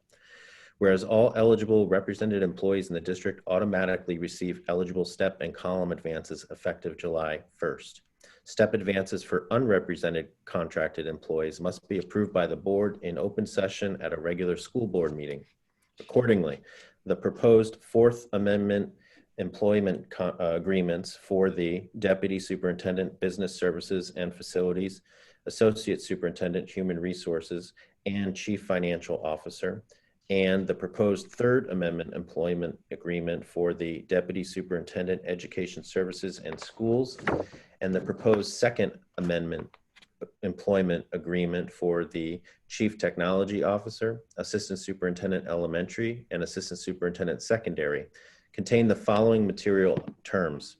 1, term. The term of the proposed amended employment agreements for 1, Deputy Superintendent Business Services and Facilities, 2, Deputy Superintendent Education Services and Schools, 3, Associate Superintendent Human Resources, 4, Chief Financial Officer, 5, Chief Technology Officer, 6, Assistant Superintendent Elementary, and 7, Assistant Superintendent Secondary shall be extended by 1 year to June 30th, 2023. 2, compensation. The following constitutes each employee's base salary effective July 1, 2020. The Deputy Superintendent of Education Services and Schools is currently on Step 5 of the Deputy Superintendent Salary Schedule. Effective July 1, 2020, his base salary at Step 6 and 7 shall continue for a 2nd year and be $244,180. B, the Deputy Superintendent of Business Services and Facilities is currently placed on Steps 6 and 7 of the Deputy Superintendent Salary Schedule. Effective July 1, 2020, his base salary at Steps 8 and 9 shall be $249,064. C, the Associate Superintendent Human Resources is currently on Steps 8 and 9 of the Associate Superintendent Salary Schedule. Effective on July 1, 2020, his base salary at Steps 8 and 9 shall continue to be $220,537. D, the Chief Financial Officer is currently placed on Steps 6 and 7 of the Chief Financial Officer Salary Schedule. Effective July 1, 2020, her base salary at Steps 6 and 7 shall continue to be $169,865. E, The Chief Technology Officer is currently placed on step 5 of the Chief Technology Officer salary schedule, effective July 1, 2020. His base salary at steps 6 and 7 shall be $169,865. F, the Assistant Superintendent of Schools Elementary is currently placed on step 5 of the Assistant Superintendent salary schedule. Effective July 1, 2020, her base salary at steps 6 and 7 shall be $172,081. G, the Assistant Superintendent of Schools Secondary is currently placed on step 5 of the Assistant Superintendent salary schedule. Effective July 1, 2020, his base salary at step 6 and 7 shall be $172,081. 3, the 1, Deputy Superintendent Business Services and Facilities, 2, Deputy Superintendent Education Services and Schools, 3, Associate Superintendent Human Resources, and 4, Chief Financial Officer, 5, Chief Technology Officer, 6, Assistant Superintendent Elementary, and 7, Assistant Superintendent Secondary will continue to receive the same health and welfare benefits and retiree benefits as other districts' certificated employees, as those benefits may change from time to time. This concludes the summary of the 4th Amendment to the employment agreements for 1, Deputy Superintendent Business Services and Facilities, 2, Associate Superintendent Human Resources, and 3, Chief Financial Officer, and 3rd Amendment employment agreement for 1, Deputy Superintendent Education Services and Schools, and the 2nd Amendment to the 1, Chief Technology Officer, 2, Assistant Superintendent Elementary, and 3, Assistant Superintendent Secondary. A complete copy of the amendment agreements are available from the district office upon request. New agreements. California Government Code Section 54953C3 requires that a verbal summary of the proposed compensation and fringe benefits be given to the public prior to final board action on certain employment agreements. The proposed agreements for the following: 1, Executive Director of Education Services; 2, Director of Communications and Public Information Officer, contain the following material items. 1, term. The term of the proposed employment agreements for 1, Executive Director of Education Services, and 2, Director of Communications and Public Information Officer begin on July 1, 2020 and shall continue through June 30, 2023. 2, compensation. The following constitutes each employee's base salary effective July 1, 2020. A, the Executive Director of Education Services, Deputy Superintendent of Education Services and Schools is on step, I'm sorry, I misspoke. A, the Executive Director of Education Services is on step 10 of the Executive Director of Education Services salary schedule. Effective July 1, 2020, her base salary at step 10 shall be $160,666. B, the Director of Communications and Public Information Officer is on step 9 of the Director of Communications and Public Information Officer salary schedule. Effective July 1, 2020, her base salary at step 9 shall be $124,704. The Executive Director of Education Services and Director of Communications and Public Information Officer will continue to receive the same health and welfare benefits and retiree benefits as other district certificated employees, as those benefits may change from time to time. This concludes the summary of the employment agreements for 1, Executive Director of Education Services, and 2, Director of Communications and Public Information Officer. A complete copy of these agreements are available from the district office upon request. Got a breath? Lightheaded. Woohoo! You go. Ms. Pinkerton, is there any public comment related to this item? Yes, Madam Board President, there's one comment related to this item. The comment is anonymous, and they state, I understand the need for salary band increases where appropriate and deserved, but we are currently in a pandemic with widespread unemployment. I don't think this is the time to be increasing base salaries. I could see putting the roles on a new salary band, but to put a new band and increase the base salary at this time is tone deaf. That's it. Members, is there any discussion? Thank you. So I will call for a motion and a second to approve the non-represented employment agreements. I have a question. I have my hand up like this. Oh, sorry. I requested an organization chart and job descriptions of all those titles prior to this meeting. I didn't recognize you wanted it prior to the meeting. I'm pulling that information together. I'll have it for you. Okie dokie. All right, Mr. Perez, your mic's still on. But you might want to make this motion. I'd like to call for a motion and a second to approve the non-represented employment agreements and amendments to non-represented employment agreements. I'll move it. Moved by Mr. Madison, seconded by Ms. Cheris-Espinoza. Thank you. Need a roll call vote. Ms. Singh Allen. Aye. Mr. Perez. Aye. Thank you. Mr. Madison. Aye. Dr. Martinez O'Leary. Aye. Ms. Cheris-Espinoza. Aye. Mr. Forcina. Aye. Thank you. And an aye from me. Motion passes. Number 4, Fourth Amendment to Superintendent's Employment Agreement. Mr. David Riley. Good evening, President Albiani, members of the board. This item is the board's discussion and possible approval of the Fourth Amendment to the Superintendent's Employment Agreement. SB 1436 requires, pursuant to California Government Code Section 54953C3, that a verbal summary of the proposed compensation and fringe benefits be given to the public prior to the final board action on an employment agreement. Superintendent Hoffman's current employment agreement, approved in June 2016 by the board, provides that upon the receipt of a satisfactory evaluation and board action in open session, the term of the employment agreement shall be extended by 1 year.